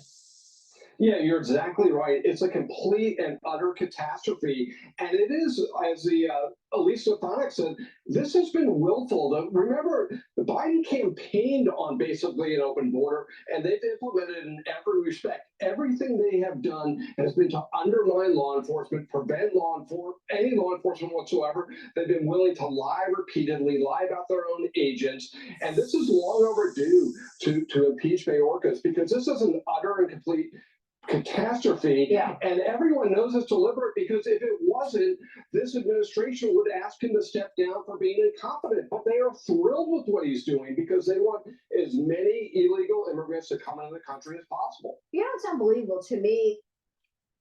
And you need to dovetail this into what's going on with this embedding of the FBI, all right, within certain types of protests that go on. Let's say if Trump is having a rally somewhere, or a group of people that are Trump supporters are doing a rally for support of their candidate, you're starting to see that these neo-Nazi, everyone's dressed in the same garb, with the same glasses, the same hat, the same shirt, the same khakis, right? You know, having this kind of very very almost neo-Nazi-esque kind of stance to try to demonize the Trump supporters. Your government is embedding agents to try to create strife, on top of telling agents to stand down and allow this illegal immigration to take hold. So it's not just the illegal immigration and this border, this porous border, in the fentanyl that's coming across. There is actually embedding of agents to create the illusion that certain groups are anti-American, or, you know, they're trying to create problems. Where's Congress in holding these people accountable that are doing this at the very high level agencies? You know, let's say at the FBI level, these people should be held accountable, and all those agents that are trying to create problems within the society and, quote, being undercover, all of those agents should be held accountable, and their superiors should be held accountable. So we're being attacked by the border, and we're being attacked internally by the agencies like the FBI. To demonize Americans. Bullshit. And it is an element there. It is an element of the Smith modernization. This idea of agencies like CIA and FBI doing operations internally to sway public opinion, to goat, you know, certain groups, corral them to be doing something.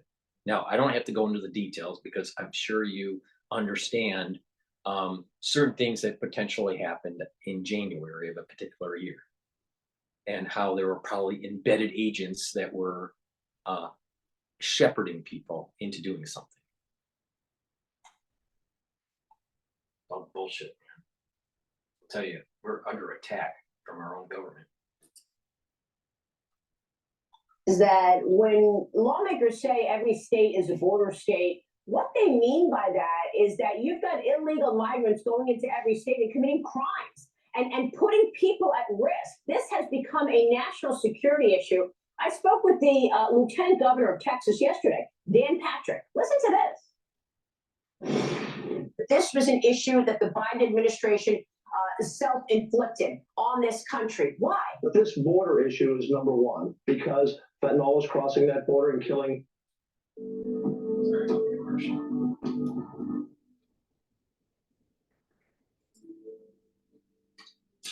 Because fentanyl is crossing that border and killing more Americans than any other issue between 18 and 45, because we have women being raped, we have children being put into sex slavery, we have murderers, we have molesters, we have gang members, we have drug dealers, we have carjackers, we have kidnappers, all crossing with these millions of people.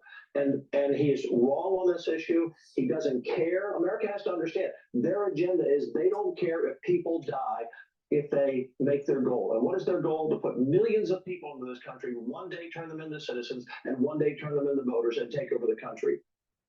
And Jonathan, why aren't senators, Republican senators, saying, no, it's the end of the line. Go back to the Trump policies, put remain in Mexico, put all of those. Because Maria Bartiromo, most of your senators are on the take, or compromised, or both. It's the fleecing of America. They don't care about the American people. They care about they care about lining their own pocket and maintaining power. That's all they care about.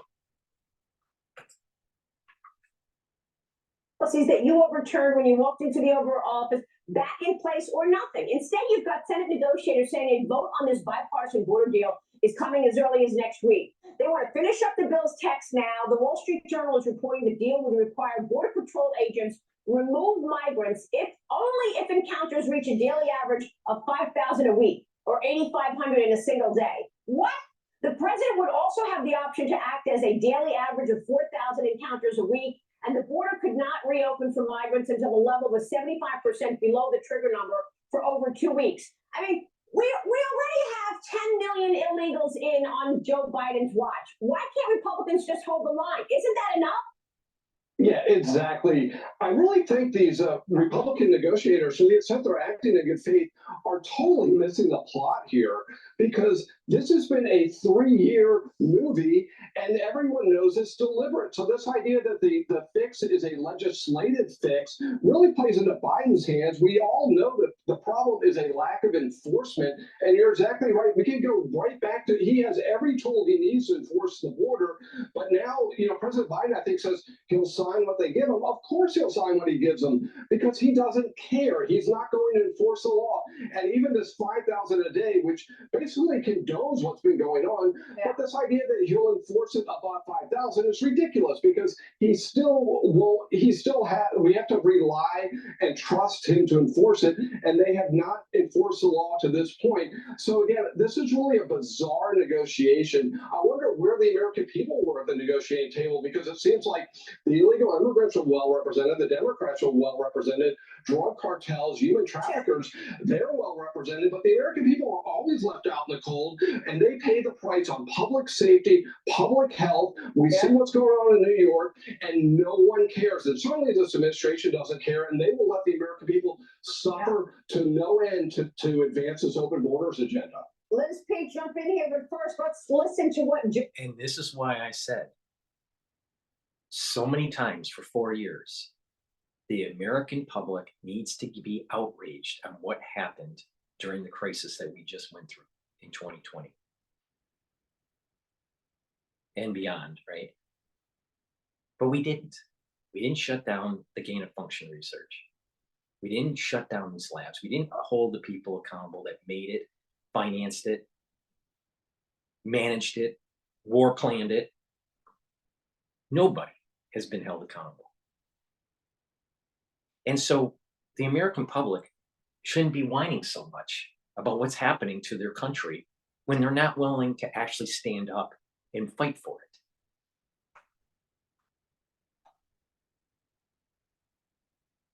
America has lost. We are in a decline. There will be undulations where we'll see a little bit of, prosperity, but the overall trend is that we've already had our peak and we're going to be in a decline.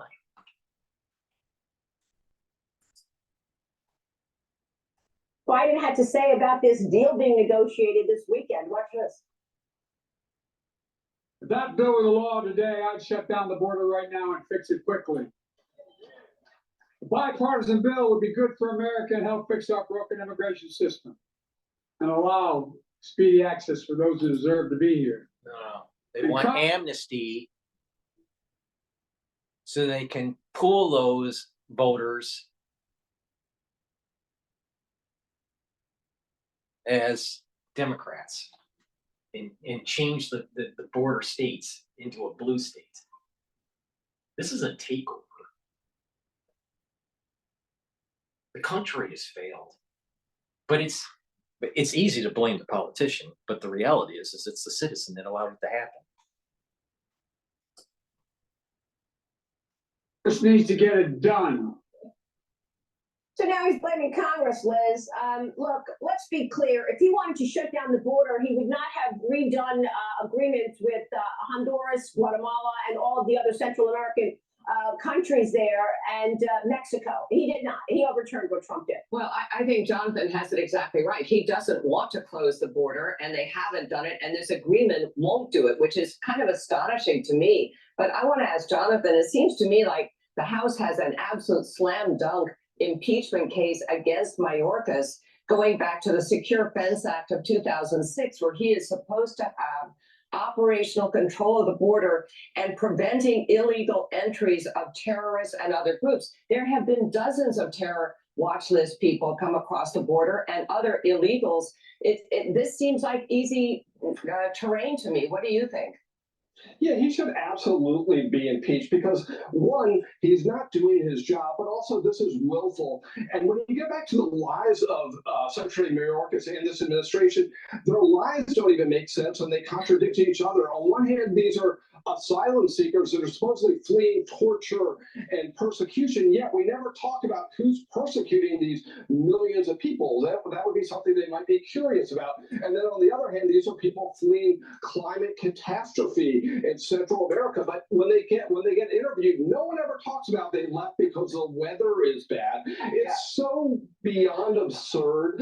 And we allow I don't think Secretary Mayorkas, in all fairness, doesn't even know what's true anymore. He just says these things that are utter and complete nonsense. He talks in euphemisms and platitudes. These are non-citizens. This is irregular migration. It's considered slander to call them illegal aliens, yet they can call every American that says anything about it racist, xenophobic, the worst horrible things. But you got a hands off. You cannot say an unkind word about people that break our law, create a national security risk. Yeah. We're not allowed to say a darn thing about it. It's a disgrace. This could not be more serious. Now, a group of former FBI officials sent a letter to congressional leadership on January 17th. It's never going to change until the population, the voters, start forcefully demanding change. It will never change. Never, ever, ever. And they have you pigeonholed into social media thinking that you are doing something by tweeting, that you are doing something significant if you say something on the way the government should be. Positive or negative, doesn't matter. Keyboard warriors don't get anything done. And this brings up a really, really good point. Too many people are trying to talk about who's a hero during the crisis. There are no heroes in the crisis that we went through. None, zero, nobody, not a doctor, not a nurse, not a PA, not Rand Paul, not Trump, nobody, not some YouTube star, nobody. There were no heroes. You know why? Because the fucking labs are still open and the gain of function research is still happening. And it goes back to what I just said. Until the population, the voter, forcefully demands change, it's not going to happen.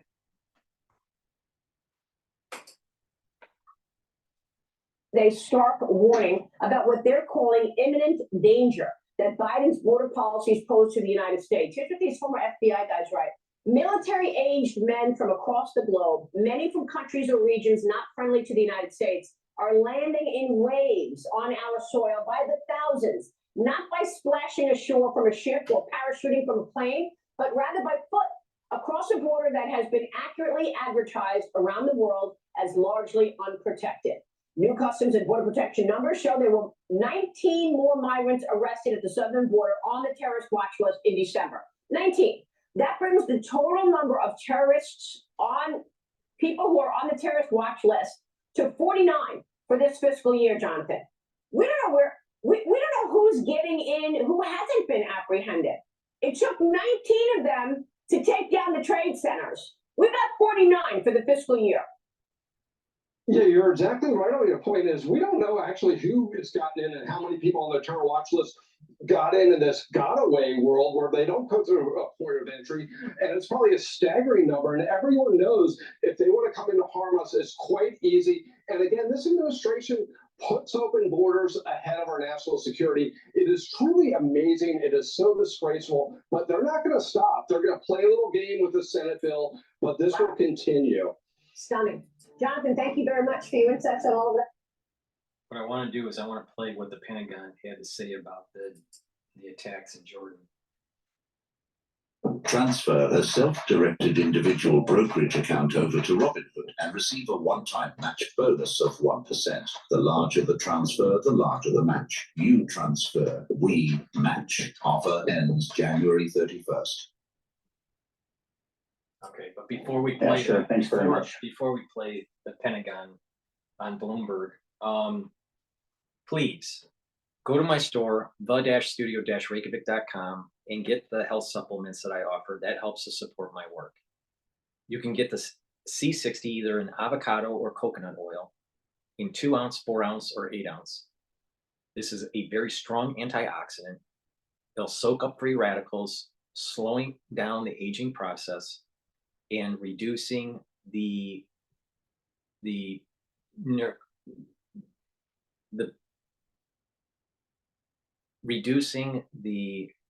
free radical causing damage in the cell.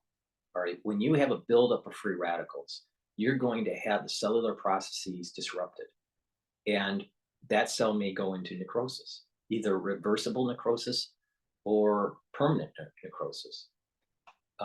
And if you have a lot of cells that are doing that because of a buildup of free radicals, you're going to have problems with the tissue and what that tissue is supposed to be doing. Okay, so the whole idea here is to neutralize the free radicals and to have healthier tissue, have healthier cells, reducing that free radical concentration. So take C60, it'll neutralize the free radical, and it'll help to boost up the mitochondrial health, and you'll have more ATP. When you have more ATP, you'll have better cellular health, you'll have better metabolism, you'll have more energy for your immune system. So please go to the store and get the C60, either an avocado, coconut oil, 2 ounce, 4 ounce, or 8 ounce bottle.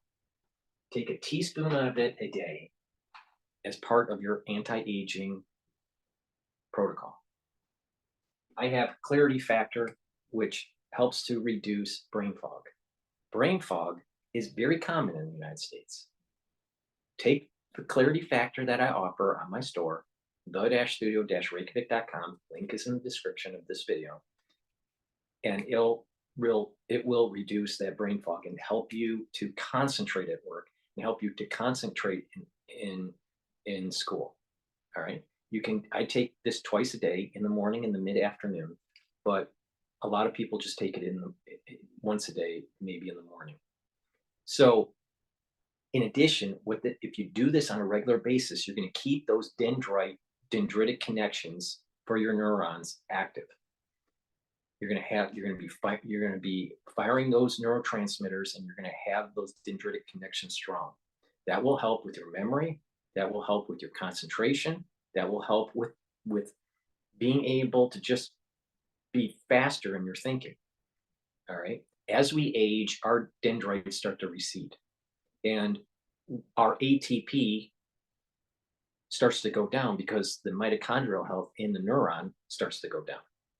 But by taking the C60, which helps to boost up the mitochondrial health, and you to have more ATP, you're going to have more neurons firing. And by having more neurons firing, you're going to have plasticity that will lead to more dendritic connections. And therefore, the neural connections as you're aging will diminish less. So if you follow this C60, taking it a teaspoon of it a day and taking clarity factor, you're going to improve your mental acuity. Now, if you want to take my advice, great. And it helps support my work and it'll improve your health. But if you don't take my advice, don't be surprised that you're aging faster. And oh, by the way, your immune system is trashed.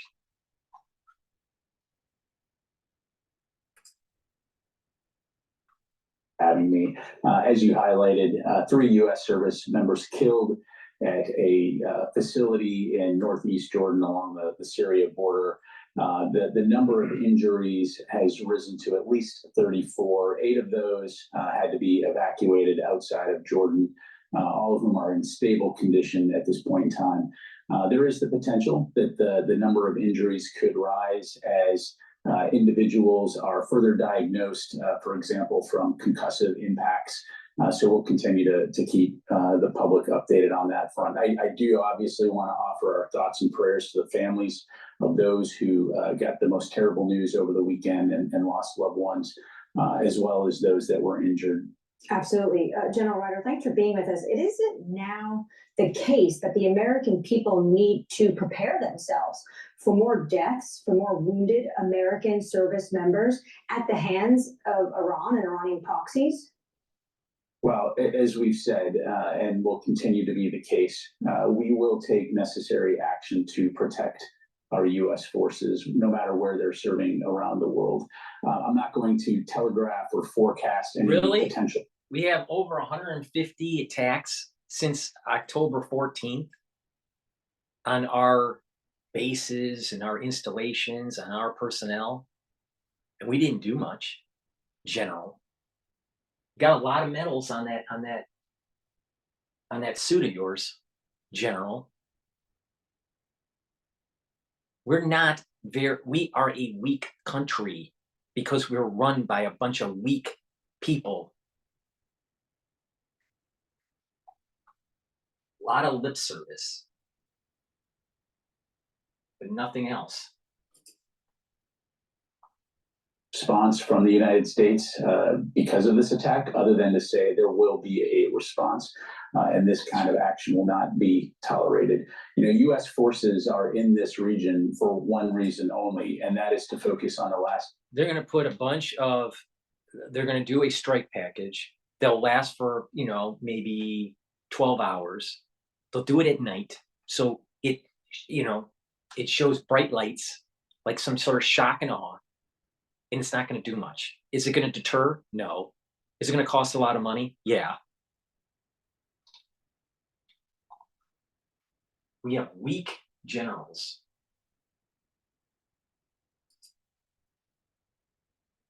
Feet of ISIS. And so again, we will do whatever we need to do to protect our forces going forward. But certainly at the end of the day, we are not looking to engage in a wider conflict, merely to ensure regional security and stability. Does the administration think proportional attacks will change the situation in the Middle East? Well, again, what we're going to do is we will take deliberate, appropriate action Our focus here is not to broaden a conflict from the very beginning. We've been very focused on ensuring that the situation in Israel does not broaden into a wider regional. The time to strike Iran, Hezbollah, and Hamas is now. And it's going to be better between now all the way through July. The best time is April, Kabbalistically. The strength of Jacob is now for the next 6 months. After that, Jacob weakens and Esau strengthens. General. And doing little strategic strikes that cost millions, if not hundreds of millions of dollars, won't do anything. Won't do anything. You got to get to the root cause. You got to destroy Hamas, you got to destroy Hezbollah, and you have to destroy the regime in Iran. And we have the capability. It's not that we don't have it. We don't have the balls to use it, General. Conflict. Unfortunately, what you have here are Iranian proxy groups that are exploiting the situation and conducting these types of illegal attacks against forces that are in the region that actually preserve peace and stability. So again, we're going to do what we need to do to protect our forces, while also cognizant of the fact we're going to preserve peace and stability.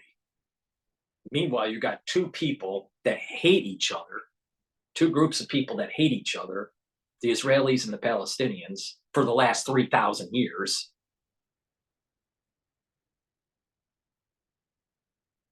And that some Westphalian international policy is going to somehow reach homeostasis in the Middle East, General. No, it's not. It's battle royale, and whoever wins, wins. Just get it over with before Esau has more unconventional warfare capability, General. what we don't want is a wider regional conflict. But would you consider what happened over the weekend, given the fact that in Jordan, this is a facility about terrorism, this is a training facility, we have Americans dead now. Is this now a red line for the administration with Tehran? Of course not. Well, look, again, as I highlighted, any attack against U.S. forces is unacceptable, and certainly the loss of 3 of our warriors is. Any attack is unacceptable. What about the more than 151 attacks that we've had since October 14th, General? Thing that saddens us all, and we will respond in a time and a manner of our choosing. But again, our focus in the region is not to be there to widen conflict or to create more instability. It's the opposite. So again, we will take necessary action to protect our forces while also working toward that end of regional security and stability. General, you said that any attack on our troops would be unacceptable. There have been more than 150 attacks on our troops in Iraq and Syria since October 17th. How much do you think that what we've done so far, what the administration has done so far, has effectively subdued additional attacks, has sufficiently protected some of these troops? Well, to your point, there's been over 150 rocket and UAV attacks, and to this point, those air defense systems have worked extremely well in terms of protecting our forces. We're taking a look at this situation here and how this UAS. If they're so effective, then why are oil tankers going up in flames? Why did the UK and the United States work together to do a joint strike? If it's so effective, that their capability, their defense capability is so effective against the Houthis. And oh, by the way, it costs the American taxpayer hundreds of millions of dollars while they're shooting down $1,000 drones. I'll tell you, we're run by a bunch of fucking idiots. To strike this facility and kill and wound U.S. service members. But again, everywhere that we have forces, we're going to take all necessary measures to protect those forces. Is this an act of war by Iran? Yes. Well, look, it's certainly these, horrific this is the act, and problem it's with the certainly generals. something It's that's that they're always walking on eggshells. They got to walk on eggshells. They're afraid to say something. We need a general that says, you killed our service members. Now we're going to fucking kill you. Period. End of conference. acceptable, and we will respond appropriately. But if you take a step back here again, the United States focus is not to go into these regions to instigate war and escalation. Our focus is to work with regional partners and allies to ensure security. Let's kick the can down the road and still spend tons of money. Have all these different weapon systems that we won't use, or if we do use, that the cost-benefit ratio really sucks, and we won't get the job done. And when I retire as general, I'm going to be on Raytheon's board with my golden parachute. That's what we're dealing with here. Forces were there. You all remember about 10 years ago when ISIS was 24 kilometers outside of Baghdad. We don't want to go back to those times. And so that's what our focus is. But when our forces are threatened and when they're attacked, we will take appropriate action. Who conducted these attacks? Can we just start there and really get into the detail of that? General, who were the perpetrators behind these attacks? Yeah, so what we know right now is we are very confident that these attacks, this particular attack against this facility was by Iranian-backed proxies. We're working through the actual attribution piece right now, but of course it carries the signature of Kataib Hezbollah, which has conducted attacks in the past. But this is something that we continue to look at specifically. And when you look at this, just for people following this and listening to what's been developing in the Middle East over the last month or so, how big is the difference between those groups and Iran themselves? Well, for a long time, Iran has used proxy groups around the region to enable itself to have plausible deniability, enable itself to implement policy, and importantly, to essentially try to expel the United States and other countries that are at odds with its own policies and views from the region. And so this is, in a large part, what you are seeing in Iraq and Syria is that these proxies, and to a degree Iran, exploiting the situation, the tensions in the Middle East in an effort to try to expel the United States and the coalition from Iraq and Syria.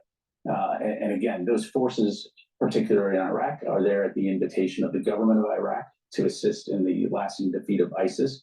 That is the mission that we're there for, and that's what we continue to remain focused on. Does Iran have plausible deniability this morning? Look, we know that these groups are backed by Iran with the support of Iran. They organize, train, and equip these groups, and we will hold them accountable. You will hold Iran accountable or these groups accountable? And I think, Major General, as you know, this is the issue. Which one is it? Look, again, I'm not going to telegraph or forecast our response. We know that Iran is behind these groups. We're not seeking conflict with Iran. We don't seek war with Iran. But again, we will take necessary measures to protect our forces, and we will respond in a time. But the general's inability to stop Iran from reaching critical mass with nuclear weapons will lead to an existential threat to the American citizen. A failed leadership and failed policy to get the job done is going to increase the existential threat for Americans. Thanks, General. Manner of our choosing. I think we understand that's the position of the government this morning. So, Major General, forgive me for following up on this, but I understand the US doesn't seek war with Iran. Does Iran seek war with the US? Fuck yeah, it does. Well, look, I'm not going to speak for Iran. I'm not an Iranian government spokesperson. We know that their actions and their malign activity around the region are certainly contrary to peace and stability. But we will continue to remain focused on our goal, which is regional peace, security, and stability. But again, if our forces are threatened, we will take appropriate action. We will ensure that those forces will be defended. General, yeah, it looks like they failed with those 3 soldiers. They didn't protect them. General. To the DoD today. Can you just give us an update on his health after he was missing for about a month outside of the Pentagon? Well, I wouldn't say he's missing. We've known where he's been. But yes, he is expected to return to the Pentagon today, and we'll be working from here. Who's we, General?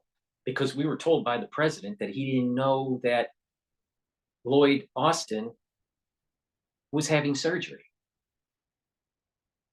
Who's we? That's an important, it's always this little nuance, right? Who's we? And this is why I was saying the Pentagon in the national security state doesn't feel as though they are beholden to the American public or even to the President of the United States. Big problem there. Seeing a bilat with the NATO Secretary General a little bit later this morning, and we're certainly looking forward to him coming back into the Pentagon. As you saw in our statement last week, he continues to recover well. His prognosis is excellent. He does continue to have some physical therapy associated with some lingering leg pains, but he's doing very well. Besides the NATO Secretary General, what kind of meetings is he expected to have, or potentially has he already had with Congress to build some sort of bipartisan support? I'm willing to bet he has DVT with this this prolonged stay in the hospital. And I wonder if there's clotting that's happening, some problems with clotting with Lloyd. I wonder. And I wonder how he got those clots. I'm telling you, these people are out of control. Failed policy. They lied to the American public. They don't feel they're beholden to the taxpayers.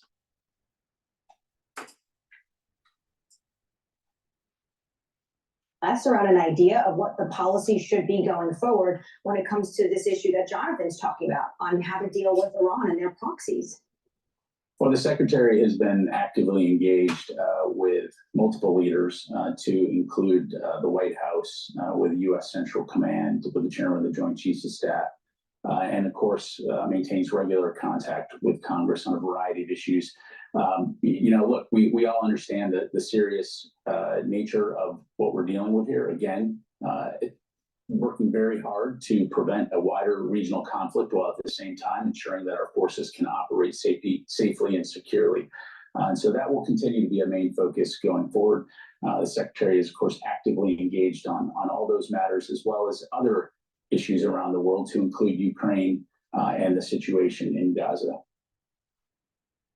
All right, so that's that. Now let's play on MSNBC the press secretary.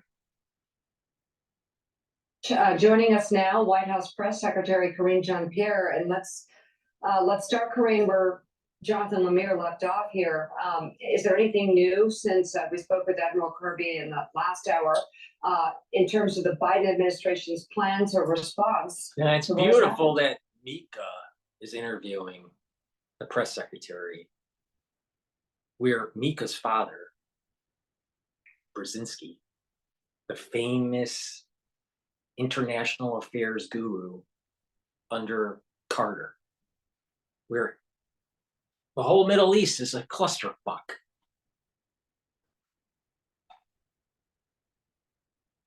Was it Carter? No, I'm sorry. Yeah, it was under Carter.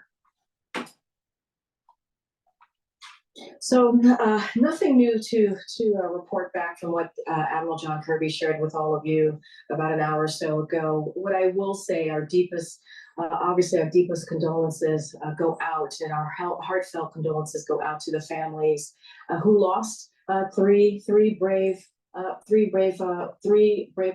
folks who are military folks, who are brave, who are always fighting, who are fighting on behalf of this administration. She can't get anything out of her mouth without stuttering or just stepping all over herself. It's amazing. Another case of failing forward. Of the American people, obviously, more importantly, we lost those souls, as the president said yesterday when he was in South Carolina. Our hearts go out to their families, to their friends, and let's not forget there are wounded soldier military forces as well, and our hearts go out to them. And so I want to make sure that we offer up those deep, thoughtful condolences to them. But look, the Admiral said this, and I'll just repeat, we will respond at our choosing.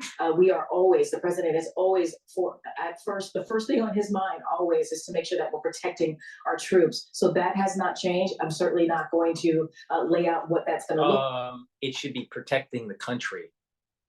And that is subdivided into our troops and our citizens. That includes the border, honey.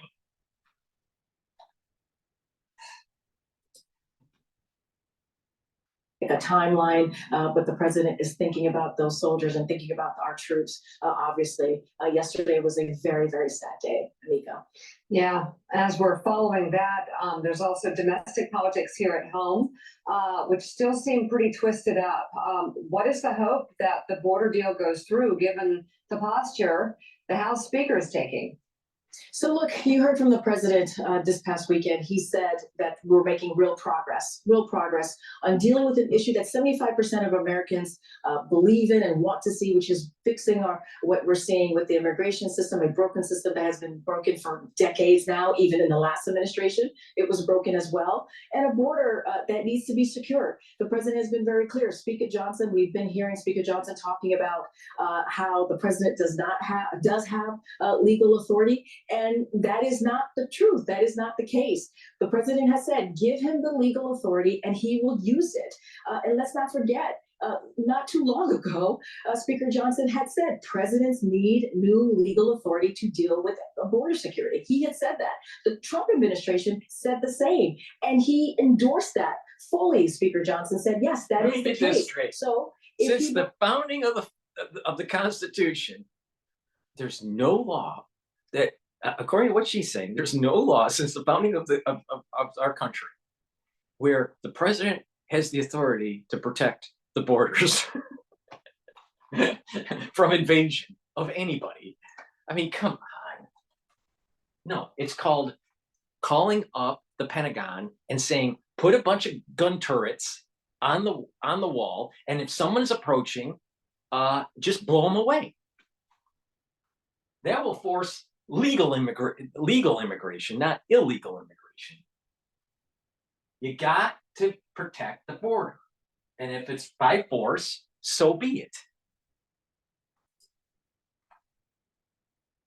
Then let's act. Let's do something. Let's move on something that the majority of Americans want us to see. Republicans and Democrats in the Senate have been working for 2 months with our administration, trying to find a bipartisan agreement to deal with this issue, to deal with the issue of the border and fixing our broken immigration system. So that's what we're asking. We have continued, Mika, to put forth solutions, and House Republicans have gotten in the way. Now, we agree with Speaker Johnson where he was a couple of months ago. Give a president new legal authorities. So let me get this straight, honey. Let me get this straight. You have 100,000 people on John Deere RVs, all right? And they're crossing the border in mass into Texas from Mexico. And the president can't do anything about that? And let's say on those John Deeres, there are gun turrets.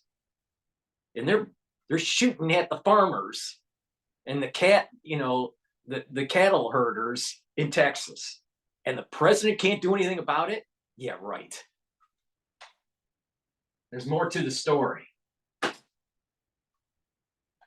For the weekend, he will use it. Corinne, if the House Republicans block this package of the border for Ukraine aid, does that mean that there will be no more assistance from America to Ukraine in the war? Is that it? Is that the end of the line in terms of America being able to help the Ukrainians with military assistance? So I don't want to get into hypotheticals. There's agreement is still happening in the Senate. A bipartisan agreement is what we want to see. We're appreciative of Republicans and Democrats coming together to get that done.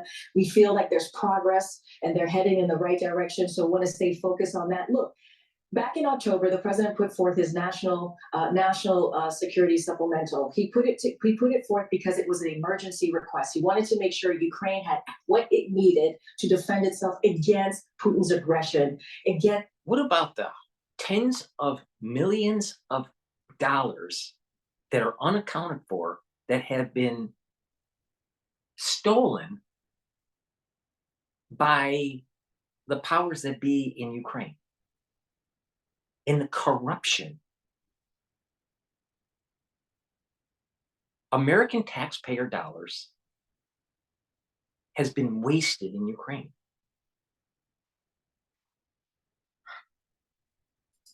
Let's talk about that, Jean-Pierre. Tyranny. And we know, if we look at the history, what happens if you do not stop a dictator. So we have to be very, very clear on this. So we want to see Congress push forward and move forward with his entire national security supplemental. That's what we want to see. That's why we're having, obviously, these border security agreements to make sure that we get to a place where we have a bipartisan agreement so we can fix this broken immigration system. Not going to get ahead of that, but the president wants to see his national security supplemental request move forward because it is needed, as you just said, laid out to me, especially with what Ukraine is dealing right now with the aggression coming from President Putin.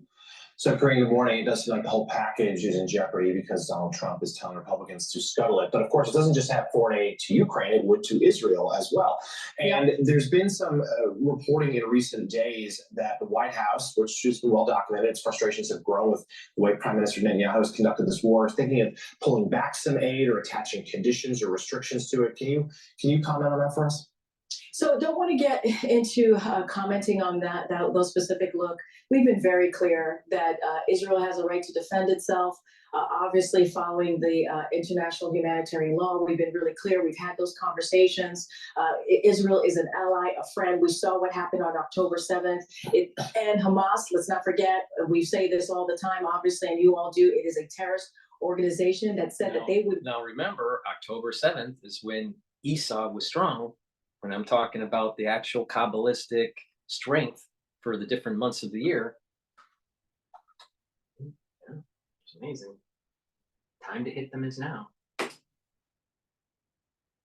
Repeat October 7th over and over and over again. So want to continue to be really clear on that. And so that's why the president, again, in the supplemental, this national security supplemental, it includes Ukraine, it includes Israel, it includes the border security. That's how serious the president took this on the border security. He wanted to make sure that it was included in the supplemental. He introduced a very comprehensive immigration reform legislation on his first day. That was 3 years ago. 3 years ago. And if Congress had acted, we probably wouldn't be in the situation that we're in currently in the border. So look, we want to act. We want Congress to act. We want Congress to move forward with the national security supplemental because it's important. We're having these discussions in the Senate on how to move forward with a border security agreement that is bipartisan. That is bipartisan. 75% of Americans want us to deal with the issue at the border, deal with the broken immigration system. So that's how we want to move forward in a bipartisan way. And that. Where were the Democrats when Trump wanted to build the wall? If we had a full functioning wall, we wouldn't have this problem.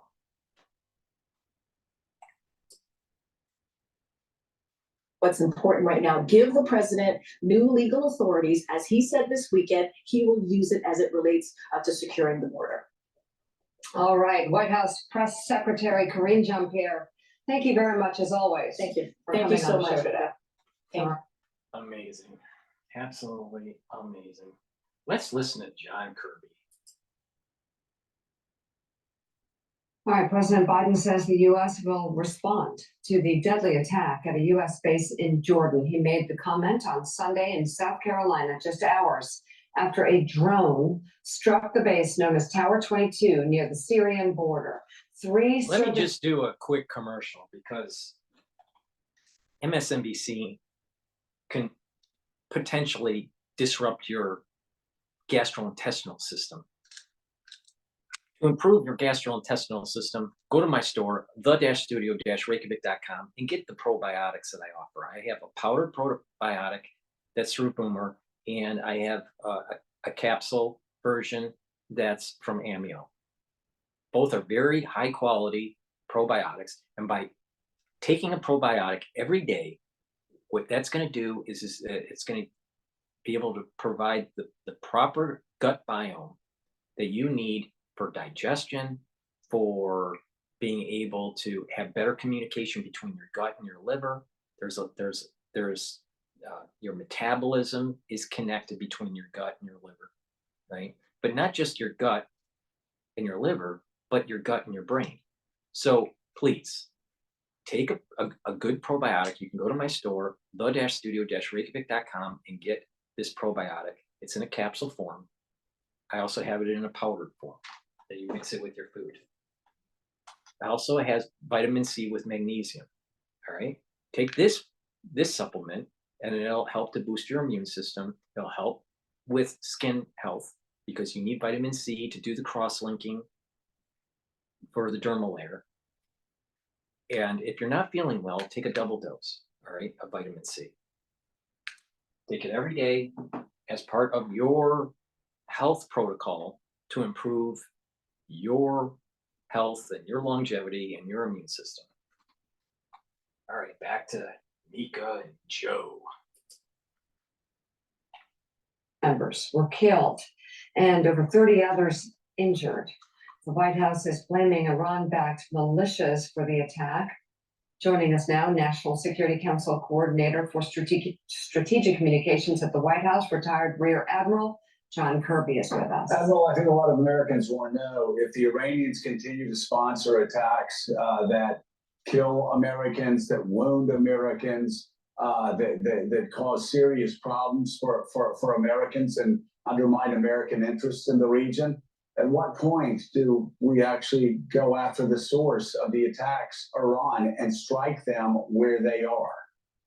Well, I think I certainly understand Americans' concern over these repeated attacks by groups that are backed by Iran, Joe. I'm not going to get ahead of the president or his decision space. I mean, you heard him say yesterday, we're going to respond. We'll do that. Obviously, we have now three American families that got the worst possible news over the weekend, and now 30 more others that are injured, some of them seriously. We're going to take this seriously as well. We've got to do what we have to do to protect our troops and our facilities. What the options are available to the president, we're still working through that. He's still working his way through that, and I don't want to close down any. Let's get this straight. The war started on October 7th. It is now January 29th. How the hell did the Pentagon not have a strike plan for an overall, a much larger conflict in that area? We're run by a bunch of fucking retards. Retard. Vision space on his behalf. That said, we certainly know Iran's backing these groups.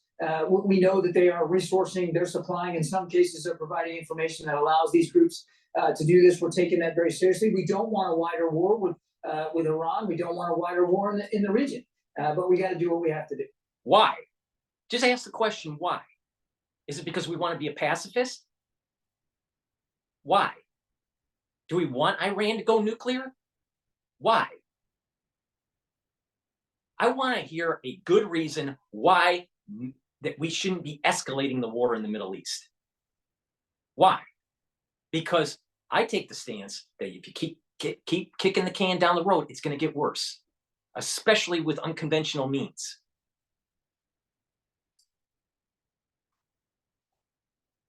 So you don't want a wider war. At the same time, it can also be true that a retaliation is required at this point. I mean, and is there any sense of how quickly the United States will respond?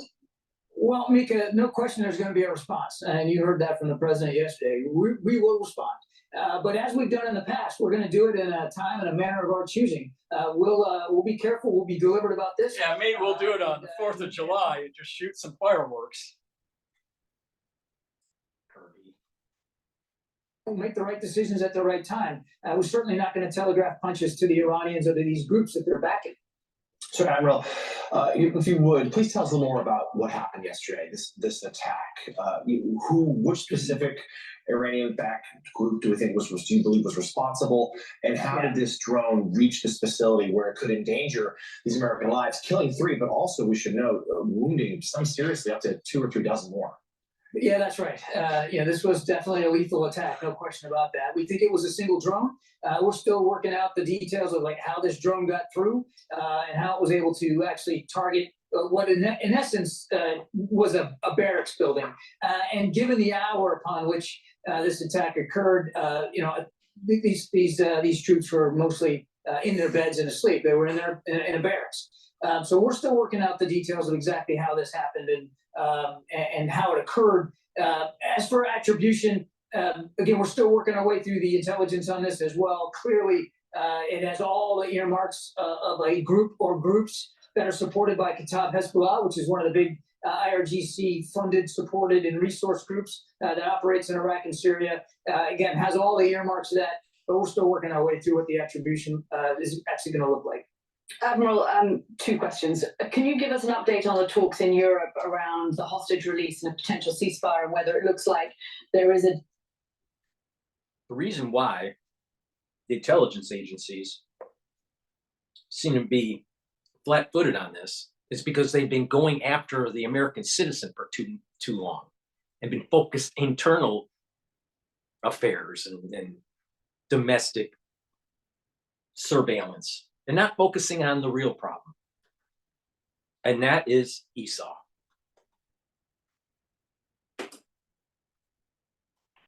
That is going to be done.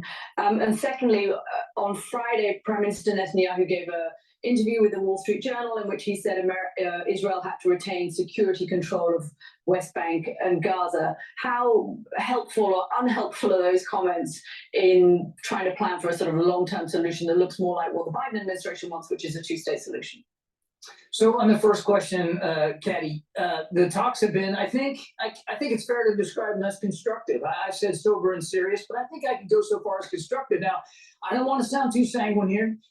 We don't have a deal that's on the table and imminently ready to be announced. There's a lot of good discussions going on. Brett McGurk, our coordinator for the Middle East, just came back from Doha just a few days ago, also participating in these discussions with the Qataris, with the Egyptians, with the Israelis.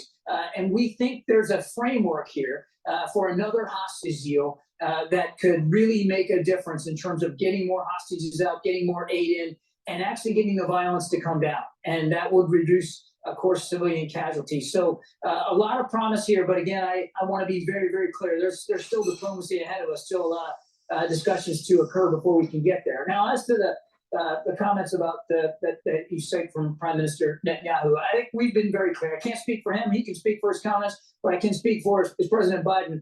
We still believe in the promise of a two-state solution, and that's going to require leadership. Leadership on the Israeli side, leadership on the Palestinian side to come together and work through some of these differences. But the president still believes in that. He also believes that whatever post-conflict Gaza looks like, it can't be reduced in size or territory. It's got to be the same Gaza Strip that we see right now.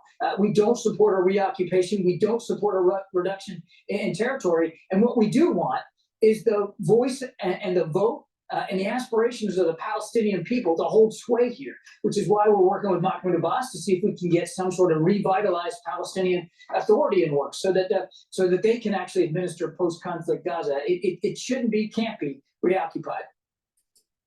And finally, like I said, the Gaza Strip should be governed by the Palestinians. Now, there may be some interim thing that's going on with governance to get them up and running because the region has been destroyed. But a two-state solution that includes the West Bank is going to be a no-go for most of the Israelis. And this is not going to end. So to have a real two-state solution, it means the West Bank is not part of the Palestinian two-state solution. And that's nowhere to be near. And doing hostage exchange with de-escalation when Jacob is strong in this cycle of months that I've been talking about on this video and the last video is a bad idea. You hit them. You hit Iran, you hit Hamas, and you hit Hezbollah. The exchange should be in August, not now. Not now. Destroy that infrastructure that's in the northern border. These people, they are just wrong in their war planning on this. Just wrong. Dico, I want to ask you about this revelation that's still ongoing, more information about UN workers having ties to the October 7th attacks. What do we know about this, and how does that hamper the UN's efforts there and around the world? Very, very troubling allegations here against about a dozen employees of the UN Relief and Works Agency, otherwise known as UNRWA. They do a lot of great work in the region, certainly in Gaza. They have helped literally save thousands of lives since this conflict began. But these are serious allegations about a dozen of their employees who were somehow involved in various ways in the October 7th attacks. I would tell you, I think people need to remember that UNRWA actually brought the allegations forward to us. They told us about it. They're taking it seriously. They've called for an investigation. And the Secretary General of the UN, GETTR, said that he'll hold anybody responsible accountable, and even through potentially criminal prosecutions. That's a good sign that they're taking this very, very seriously. They don't want this stain on their organization. We don't want this stain on the organization. Now, in light of the investigation and the allegations, we've paused our funding. We're going to sit tight here on any additional funding for UNRWA till they work their way through this. And then we'll make the appropriate decisions based on not only the investigation results, but also what they do about those results. All right, so let's that's the stream for today. Please go to my store and get the health products that I offer, but also I have started a series that you can purchase on my website.